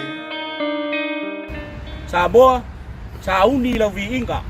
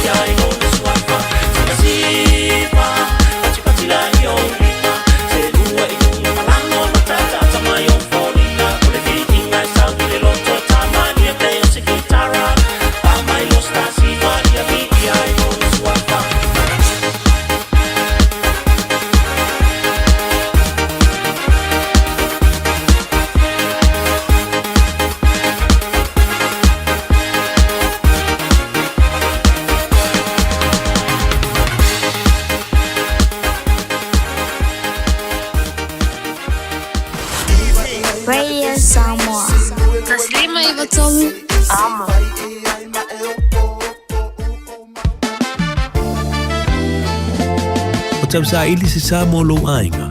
Po tau sa ili sa masini tutua pe o le Hilux ma le Ford Ranger. O le au nanga ale kaseti e whaafai mo fie mea uma. E te alu malau ta avale, ua e malie atu atoa. Talia le titongi vaiaso, lua vaiaso, pe masina foi. Tu atoa lo whaatu atuanga i le kaseti te tala fitu aso, tu atu si fitu tasi, East Tamaki Road, Papatoetoe. Telefoni lua fitu fitu, ono fitu lima fitu. Lua fitu fitu, ono fitu lima fitu. Tātou whaamanato le vaiaso o le ngangana Samoa i le Air Veni Pacific. Whaatauso la e au lele lava. Matango fie la e lei ese, whaapea o la tautau i tu tono o le tātou whale o loa o le Air Veni Pacific. Te tala i le asunga fuanga i le asafareile, mai le se furu i le tai au anga i le ono i le afiafi. Asu to anai i le se furu i tai au anga i le wha i le afiafi. Le Air Veni Pacific i le Auckland Airport Shopping Centre, wafsanga i tonu lava ma le whale ainga o le KFC, lata ana i le warehouse, tuatu C1 John Gota Drive, Mangele.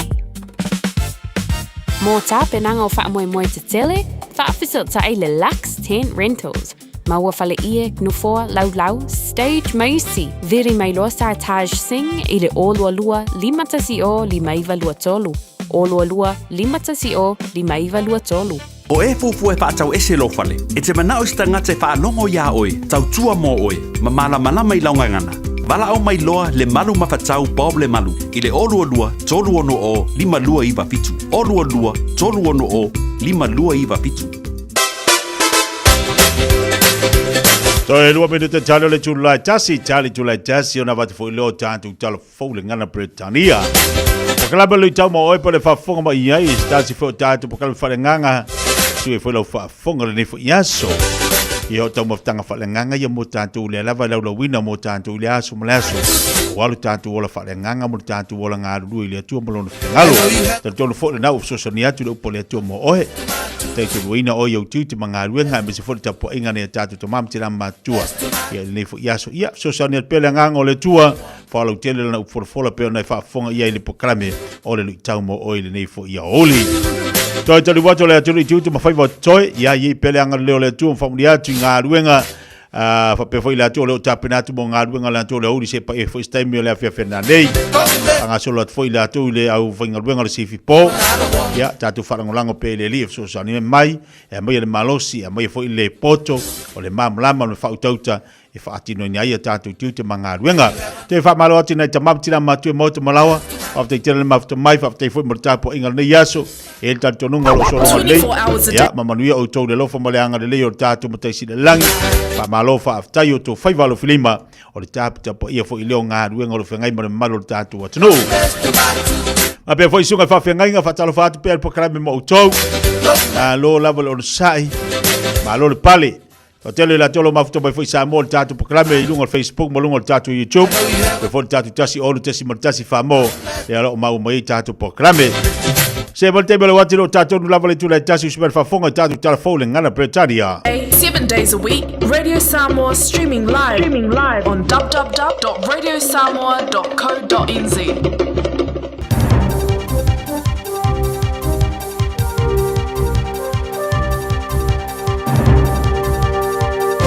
In this update, the Ministry for Regulation spent just under $2.8 million on contractors and consultants since it started.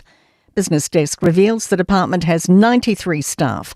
That's 4 times the number at the Productivity Commission it replaced. Regulation Minister David Seymour defends the spending, saying the money was spent processing submissions using AI technology. I would rather they didn't have to spend that money because the overwhelming majority of those submissions turned out to be, not much different from each other. And the Ministry of Regulation has released a first-of-its-kind report finding almost 270 organisations play a role in running the country. That includes 174 in central and local government and 57 statutory bodies, committees and tribunals. It describes the system as large, fragmented and unevenly resourced. The Prime Minister is confident New Zealand can weather global uncertainty and keep tourism growing. Chris Luxon's been speaking at the Trends Conference in Auckland with 1,200 delegates attending. The sector's been affected by the Iran war, with airlines cutting flights. Although demand is still strong for international travel, Luxon says we need to respond better than any other country. We're keeping our foot flat on the accelerator, making sure that we get as many tourists here as we possibly can. You're seeing that with the growth in numbers. And of course, every tourist we get here, that creates a job and an opportunity here in New Zealand. Only 4% of Kiwis swapped banks last year, although many were unhappy. Consumer NZ hasn't selected a single bank for its People Choice Award this year because of widespread dissatisfaction. CEO John Duffy says many think they're not getting fair value for fees and interest rates. He says the hassle involved with changing banks is overstated and more people should shop around. Typically, the longer you've been with a bank, the higher the fees you'll be paying and the worse service you'll be getting. So it doesn't pay to be loyal. That's news. In sport, the celebrations are firmly underway in North London after Arsenal's first Premier League title in 22 years. They can't be caught at the top of the table after Bournemouth held second-place Manchester City to a 1-1 draw. Arsenal had finished second for 3 straight seasons. Satisfaction for sprinter Zoe Hobbs after winning another Oceania 100 metres title at this year's championships in Darwin. She's offered this reaction to her time on the clock. One of the key events of the year, and so it's nice to come out and do an 11.0. I would have liked to see a 10, but hey, we'll take an 11.0. I'm in great shape, so glad that I capitalised on it. And the mark is Hobbs' fastest wind legal time since running her personal best of 10.94 seconds in June. That is sport. Hey, hey!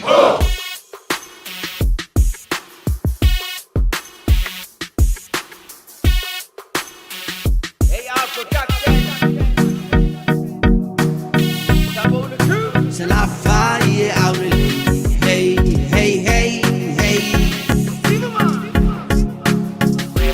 Matango fi na wa ila be asu na yo love for dua le mwana ila masina oh mata ango be dina taguta filanu lanu wa ite yo susana be o sei a eta oto wa tumanga fire tell it don't yo we man nesuma dama puta Tele pelo yati ole la fasu yo tua oila masima automotive no u bisia oya ole ma we papa sa tawo never mind la yo no mutule la fa yo no mutule la vale ba le lo fo idea e ma fo ile fuli malaysia never mind la yo no mutule la fa yo no mutule la vale ba le lo hey, hey, hey, hey. Till I fire out a hey, hey, hey, hey. Oh, I'm a if no malau, I'm a oh, to my bed, Papa Mau. And my malulava, oh, no, yes. Fire mole, fire my advice. Lay ice, tassi, pulling a matter. E pele lava oilo fatu afai uangalo ya oile alofa male loto mawala lo sauko ila oi saufa ima iyo auta fase ifai le alofi amatai ole no fra longo le se fai mai o se upu eva male lo yo no mutulea la fa yo lo mutele lava le vale le lo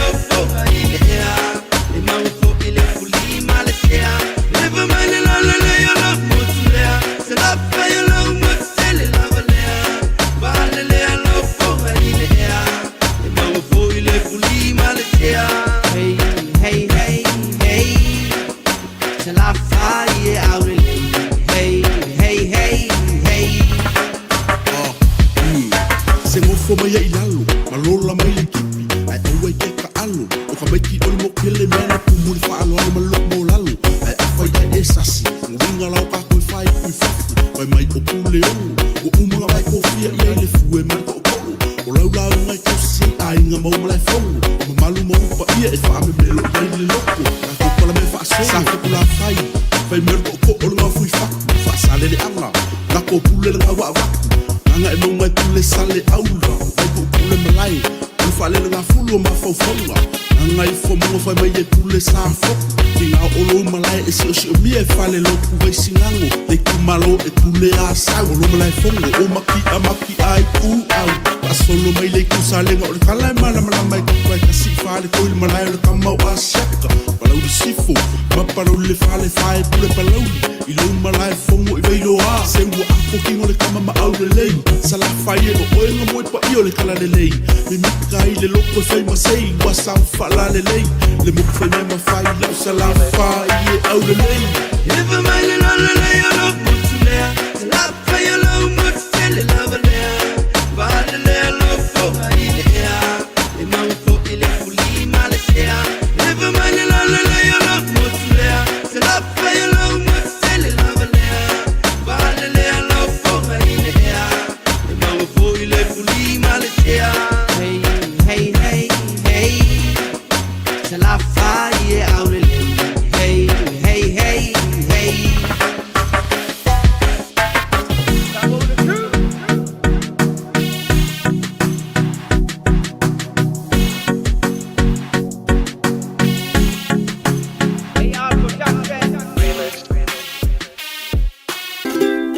Lalo fa Samoa. Wa ule ne yo kas futialu. A wal suia le ngila wa le kio. A eva mai ina se fulu lima iva kolu. Amo. Radio Samoa. Vevela a.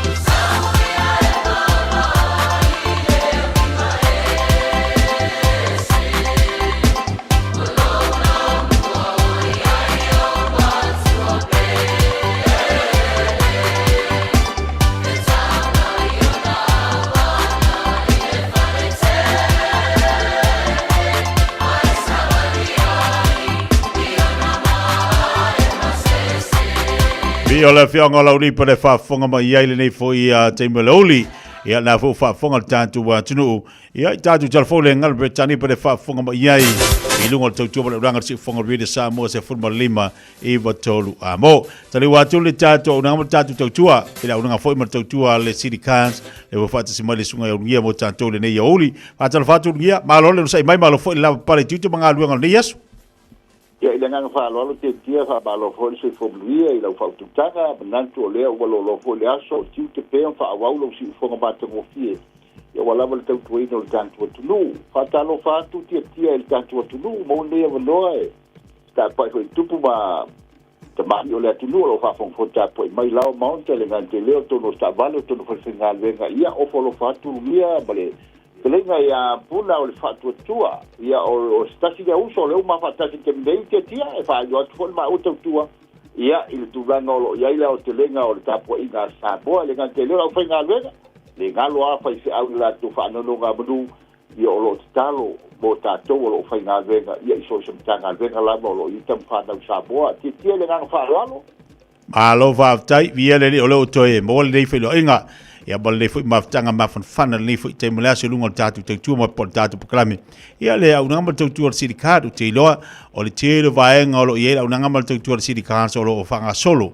ne foi vai aso ia o lo socialite le mo tatu o ala papa au le tu sifo au kilani ia ala la fatu ia uria tu langa o ia le te tu langa le so a mo se le te lo tatu tawale nei to le tatu lo toa pa stai tia le nga fa stai le mo sa to ba na vai aso ia le nga fa alo yo i bato mana tu mai foi ta fa sala longa e bolia tu le nga fa tai sa sai ta vale te lope a le fa ta vale sa sai dile ia so ta fa sala longa o molia tu ma le nga fa tai e o ala mna ai nga ba tu la tu ke aspecta lua tai tolu afe ta mo fai ale be si ia wa sai ai foi nai tu go a ta longo mai foi ia me ia le ai tu tua ila tu nu vai nga u mai ia le nga te lea ia o tatu ta vale tia lo toa o le toa te lo ta vale al un po lea toma tu spa ia tan tolu a pe sau wa ili mo sino pe ala la watu de li sai no Toyota ia tiri tu ai no fo ia tu tanto lo toa ta usanga le lei wa fe was fulu wa fe subiva subalu a ia tu lu fulta ia ta usanga ia o le fautua ila sinu a mai tono lo toa fitika pikita wale le langa le na last mo lo o te le uman tongi to ga ke sanga ya kaya na ave ta vale fatino long la en final lu ko suba fe sulima ona i fautuanga ria o tato warranty mo insua e watu fatasi tanto ta vale pe o te di sai ai ya fatasi mo lima se lauta la le tu nan tu le a o le mai el fatau i lo tono il tato kapali ona i vai na ta o nei o fa vitol nei vai as o le ia tato ta vale la po le SUV ia manantu o lo fainalu dalu sulima fe au tau sanga lua fe sulvalu manatua a papel em no mia que SUV on Nissan X-Ray ia bala o mai ulumia o lo tele tato masta o lo tu te nika ni meno foa i pau sanga fo ia wa ia lua fe lo sfulu ma lufu lua ia o lo ia tau pa ula ba ile tau mata i lo fa tato so ta i finance manatua mai tato pepa fa nga finance o lua possibility tolu ta se mo tolu ba single bank statement ia ma le kopia lo le se no lumo matua la fo mai lo e alvia fatino nga venga va vea ta si dei tula ia ya na ba watu tali ia mai fo ia nei fa le tonu Samoa o sai mai o lo tam foi la nga venga ina ia tali atu no mana o tele la bo ila to ia mai fa le tonu to ke tala fu dei o lo tali al si tu sta bo ma ta va le io dai report ia bo nei vai aso alo fa tu Samoa lo fa so songa ia tia alo fa tu lo si ponga ba tango fie uma foi tudo foi gol nei aso ia ai fa penal no ia ta po in tele Samoa nei mata se yo fa va bene fa tai que tia ta rungia mo foi tito bangaluanga nei vai aso fo bai baruia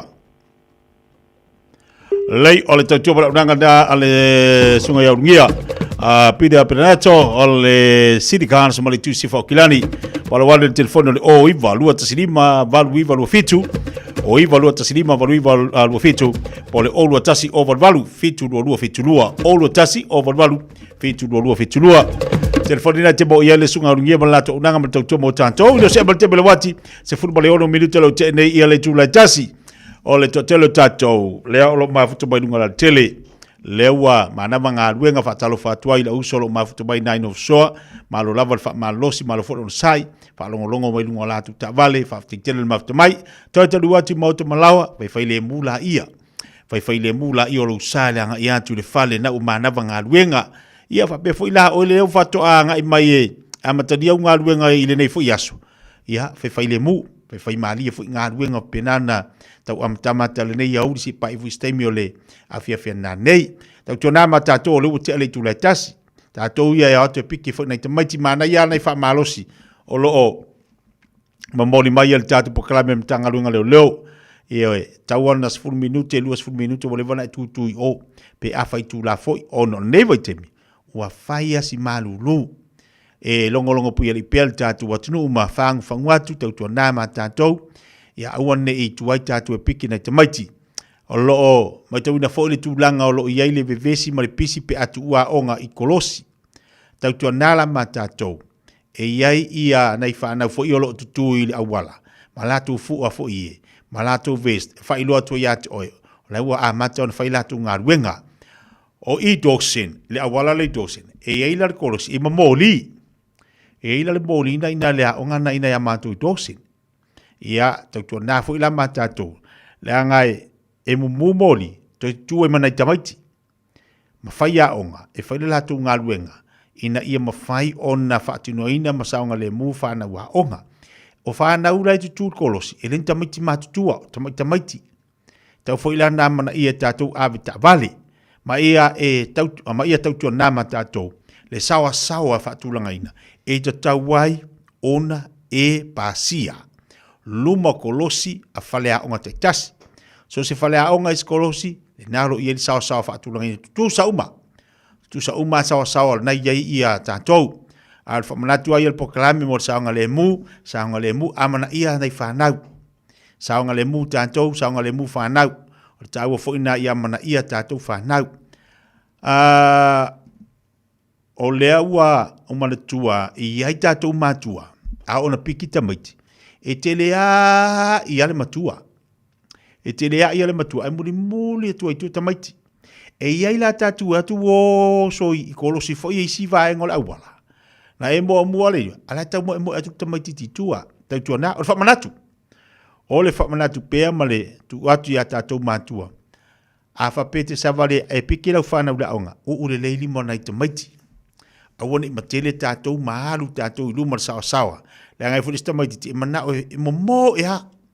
Ai, tātou mātua, e tau fwere tātou wawa ai, au tau tala lei, tala noi whanau, uli mo nei tamaiti, pe a whapea nei te savale piki siau whanau, ma nei fwisi nā vahenga, e whamalas au ai ma usi whamalas tino i atu, oe, le anga lua sauri tau malulu, ai ma nei alu savale piki lau whanau, pe a pea nei lata, ai ama mau, alu ta avali,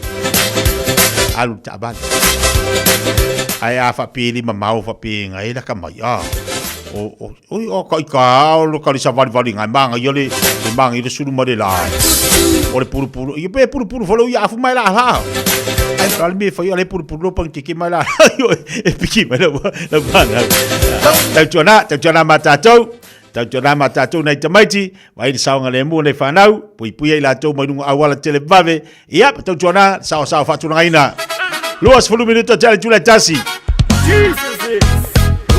let's go. Uau, sao e vivi ileli, ai pe fa pe feo, yeah. Uau, sao e vivi ileli, ai pe fa pe feo, yeah. Uau, sao e vivi ileli, ai pe fa pe feo, yeah. Hallelujah, hallelujah, hallelujah. Sao e vivi ileli, ai pe fa pe feo, yeah. Uau, sao e vivi ileli, ai pe fa pe feo, yeah. Uau, sao e vivi ileli, ai pe fa pe feo, yeah. Hallelujah, hallelujah, hallelujah.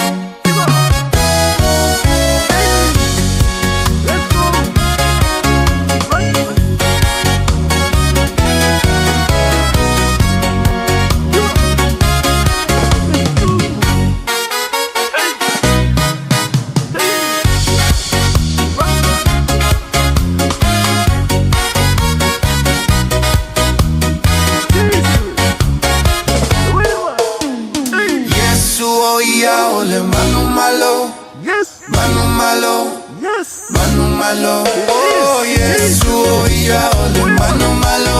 Yes. Malo itaimi uma. Let's go. Right. Satani oh yeah. Ole to ilalo. Yes. To ilalo. Yes. To ilalo. Oh Satani oh yeah. Ole to ilalo. Yes. To ilalo taimi uma. Yesu oh yeah. Ole manu malo. Manu malo. Yes. Manu malo. Oh Yesu oh yeah. Ole manu malo. Yes. Malo itaimi uma. Let's go. Right. Satani oh yeah. Ole to ilalo. Yes. To ilalo. Yes. To ilalo. Oh Satani oh yeah. Ole to ilalo. Yes. To ilalo taimi uma.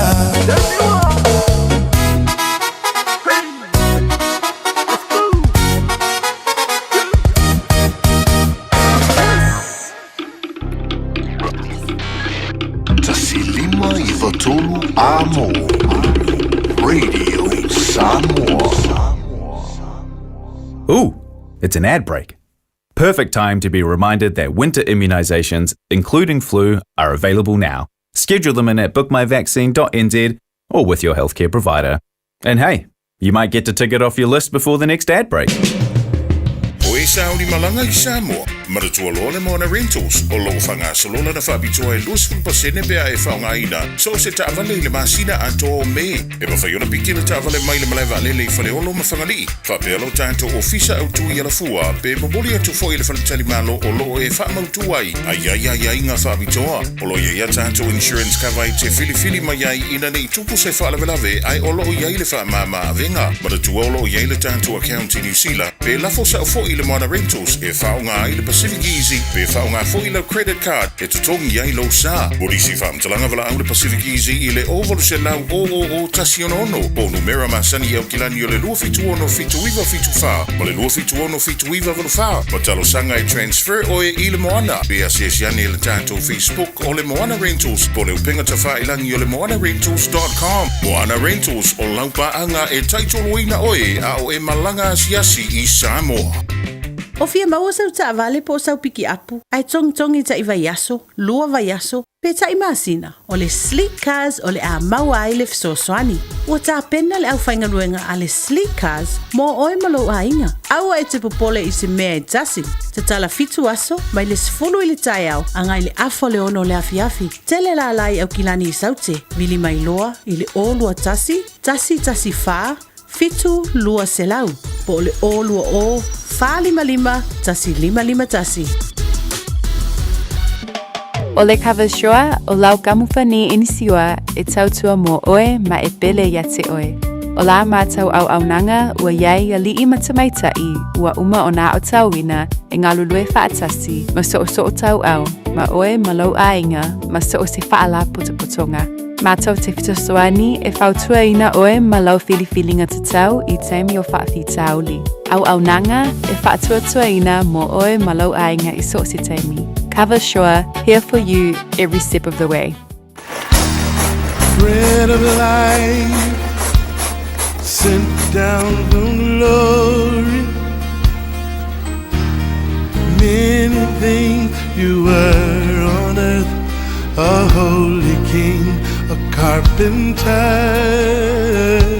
but you are the living word. Say it now. Come on.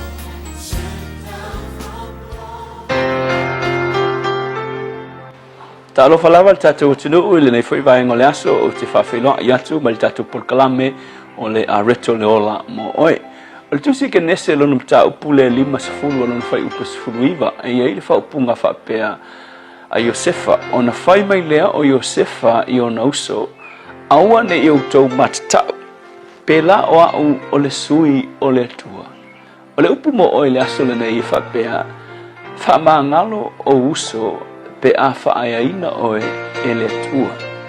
Ina ua maliu ia kopo fo le tama o uso ne Josefa ma Josefa. Ina ua maliu ia kopo ai kupito ona latou manatu lea a tonu o le a tawi masui ne Josefa ia te latou. Mantua ia le tala le nei na whaaina Josefa ina ua whatau atu e uso ai kupito.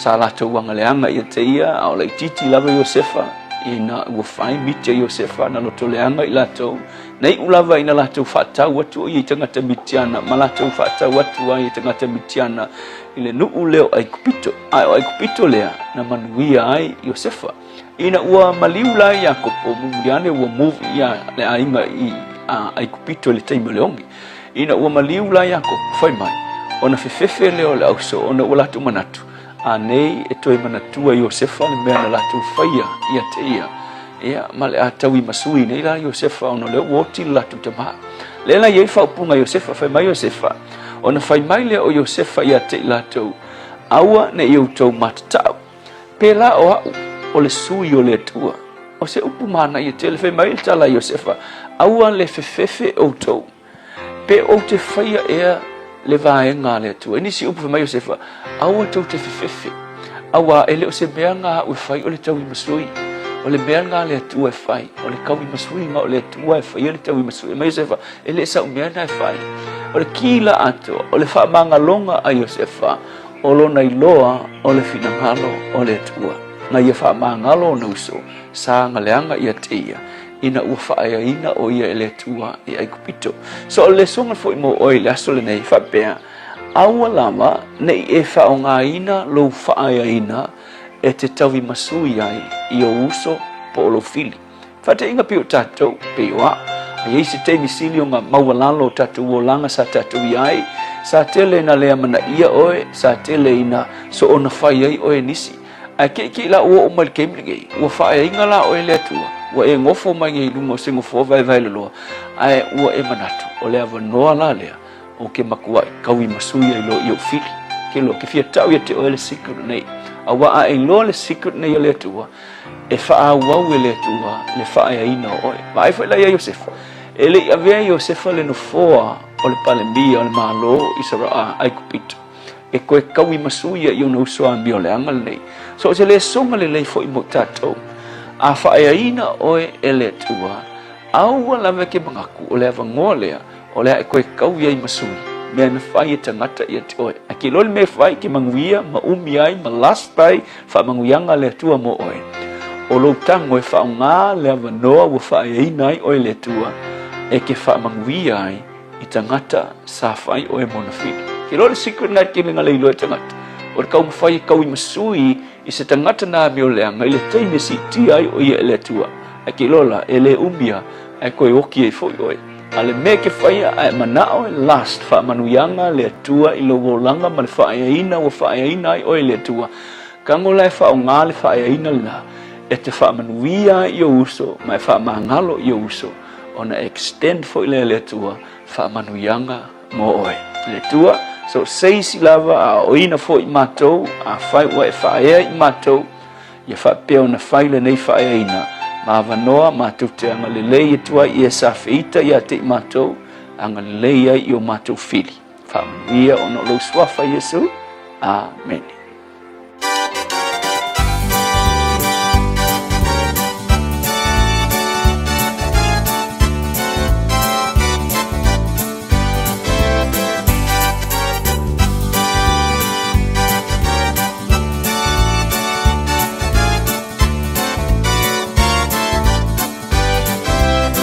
Oh,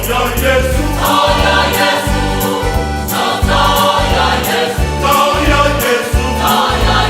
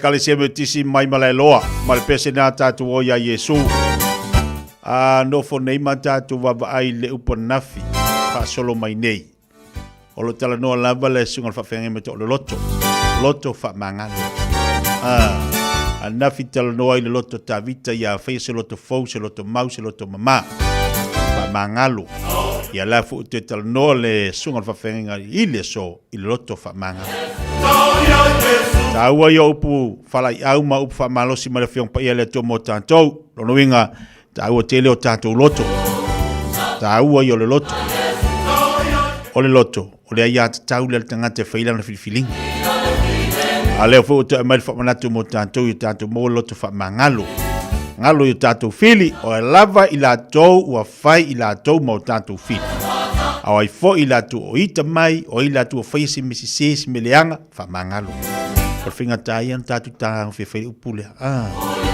la nga ite mi te fa manatu me ati tanto le meleanga sa fa tu lo fa fon le tu ai fa fitai le lava fangu le lava fa manatu mo tanto o loto fa mangalo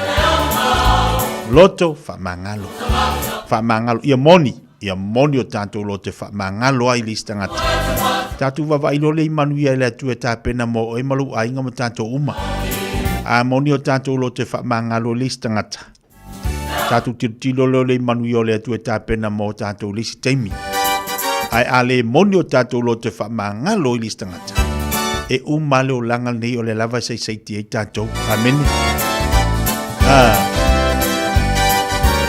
tau yo tanto loto tatu talo le li social mai tatu fai unga fai so sani mai tatu filfilinga fai so sani mai foi o tatu tangata i me tatu te fai le aso mo le aso o aso amolu itau o le aso amolu itau o fo launga o tatu savalinga le aso am toftofonga o le aso foi mo fa so songa o tatu loto pipi ile if so sani mai ai le tu ya tatu e manu ye me o tatu te fai tawa ftaka fale nganga na mo tatu pe de fa fonga mo ye le nei fo ya oli sungal fa fenga la fa de copa la te molis fa poponga la retole ola mo tatu le aso tai au tali tu la fitu fa lima ile proclame le manual tai au to molis ia no mo tatu le oli te mi fa penei ya ole te bile wati le o ye le te luas fu 2 minute talo le tu la lua se o tilo atu I o le te baba ia tu i tatu fa silanga lu tu mai lunga tatu proclame ya mo tatu na ia fi ang foi la ia la tu fa silanga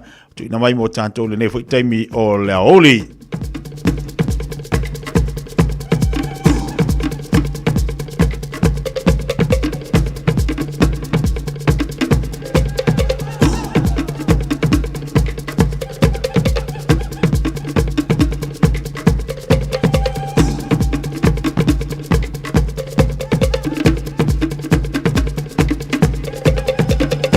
o nei fase silanga nei wa tanu mai lunga tatu proclame tatu tu silva fi film tatu tu songa o lo mau pe tatu tu sina lu tatu ofisa fitis fultala tatu tu tawal tu sitasi wala mal tatu telefoni lu taslima tolu lu taslima tolu pe te anga mai tatu tu atusi o tolu pa tolu ono Hopewell Avenue in Madukau o ila to fia okanela tu si lunga pe tfailangi tanga yane ile shopradio.samoa.co.nz o le shop radiosamoa.co.nz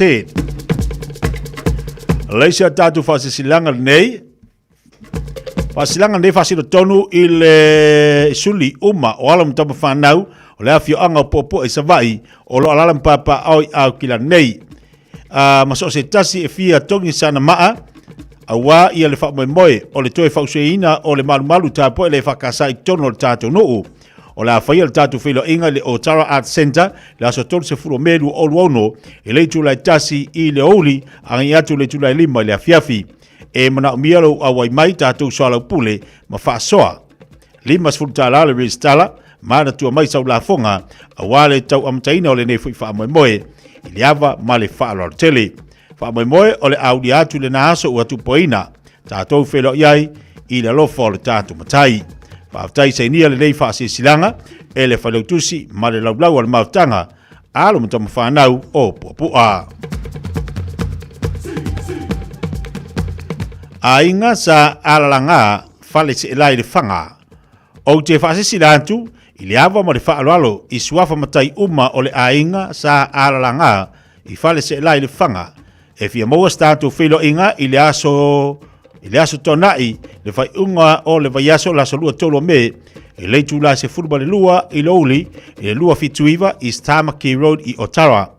E mana umia le tātou whilo I whatasi e whatanu ufu a fuanga o le tātou ainga sa talo noina ina ua uma tātou nofo sa whaia I le amatanga o le nei tausanga. Monisi o whamtalanga wala umar telefoni o lua fitu o le tasiono lua tolu lima o. O lua fitu o le tasiono lua tolu lima o. Mala uawalawa whaaftai alalanga whai mai eti sa o le ainga sa alalanga.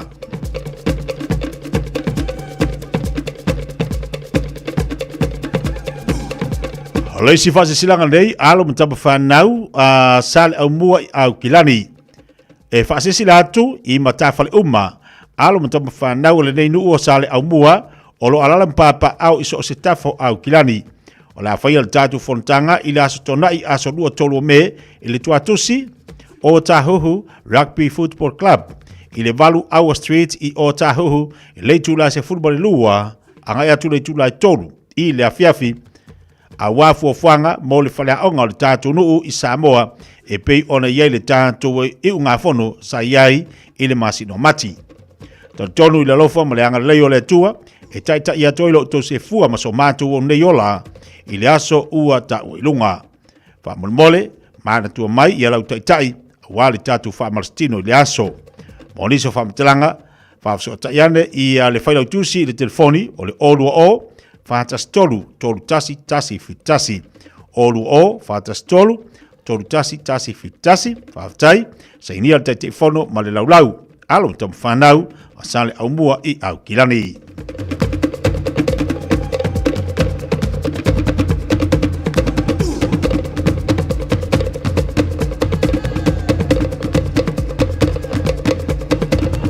Ia, pauna nei whasisilanga lau tonu mai mo tāntole ne fo ia oli.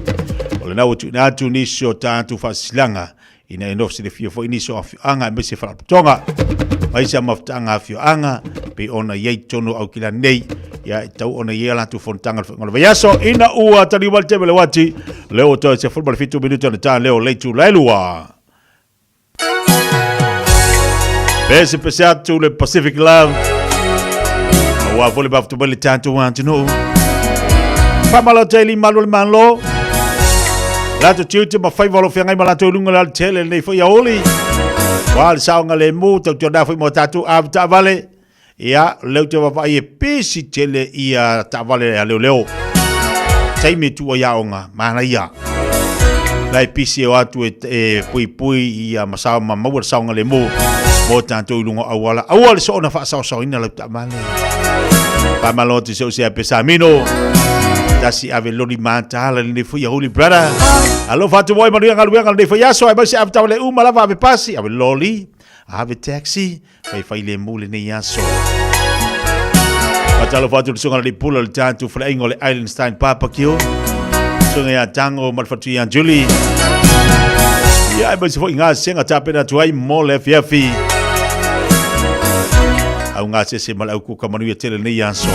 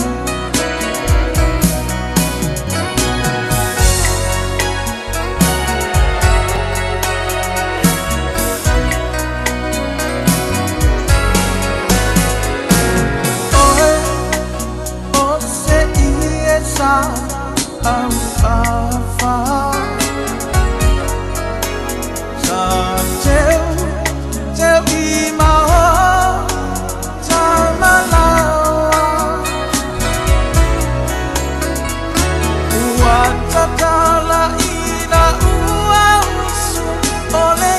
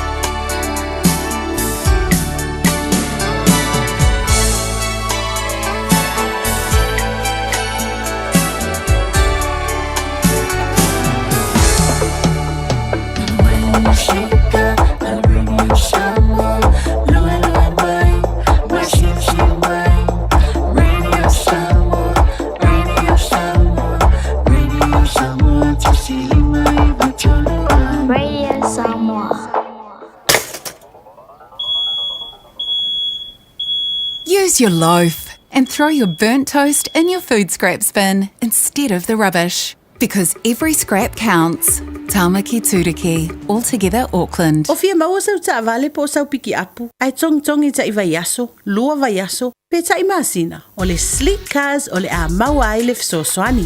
O ta pena le au whaingaruenga a le sleek cars, mo oi malo a inga. Aua e te popole i se mea e tasi. Te tala fitu aso, mai le sifulu i le tai au, angai le afo le ono le afiafi. Tele la lai au kilani i saute, vili mai loa, i le olua tasi fa, fitu lua selau, po le o lua o, fa lima, tasi lima tasi.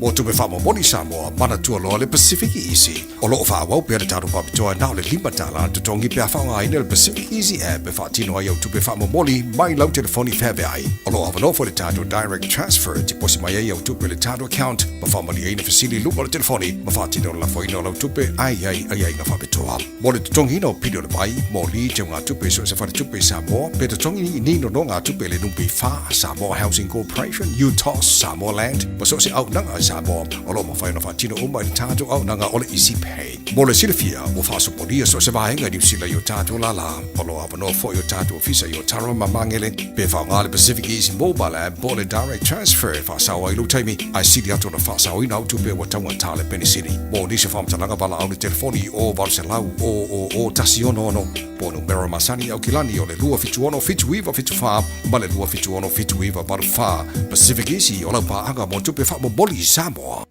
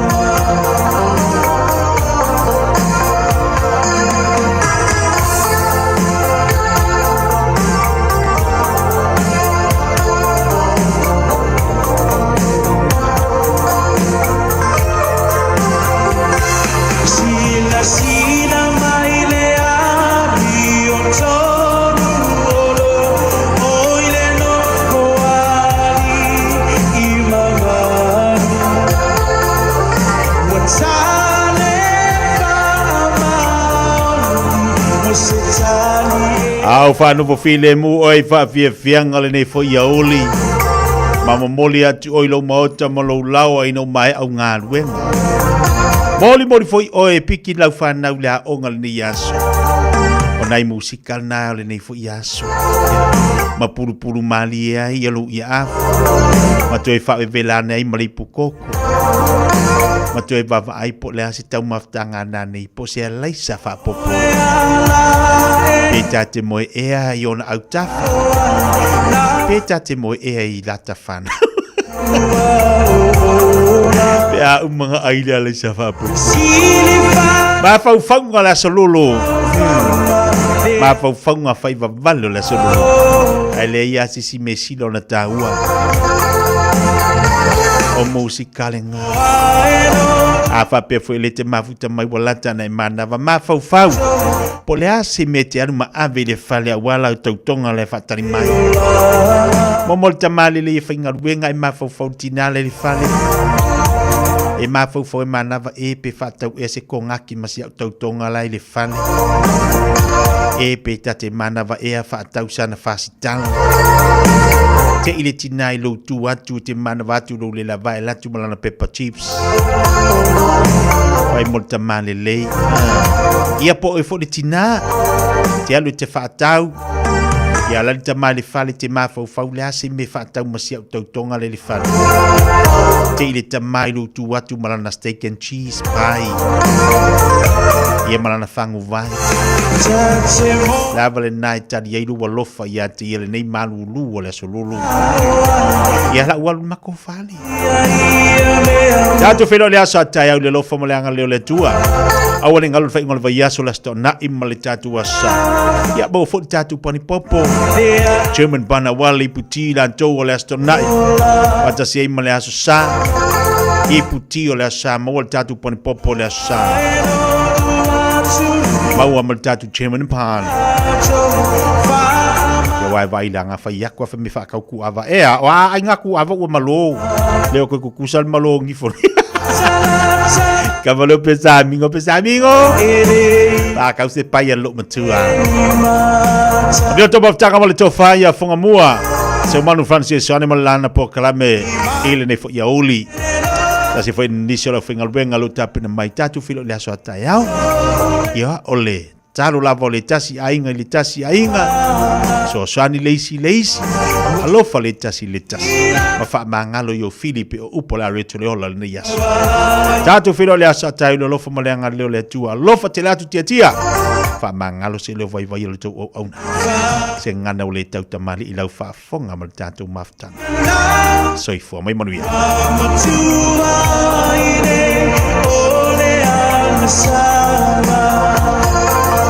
see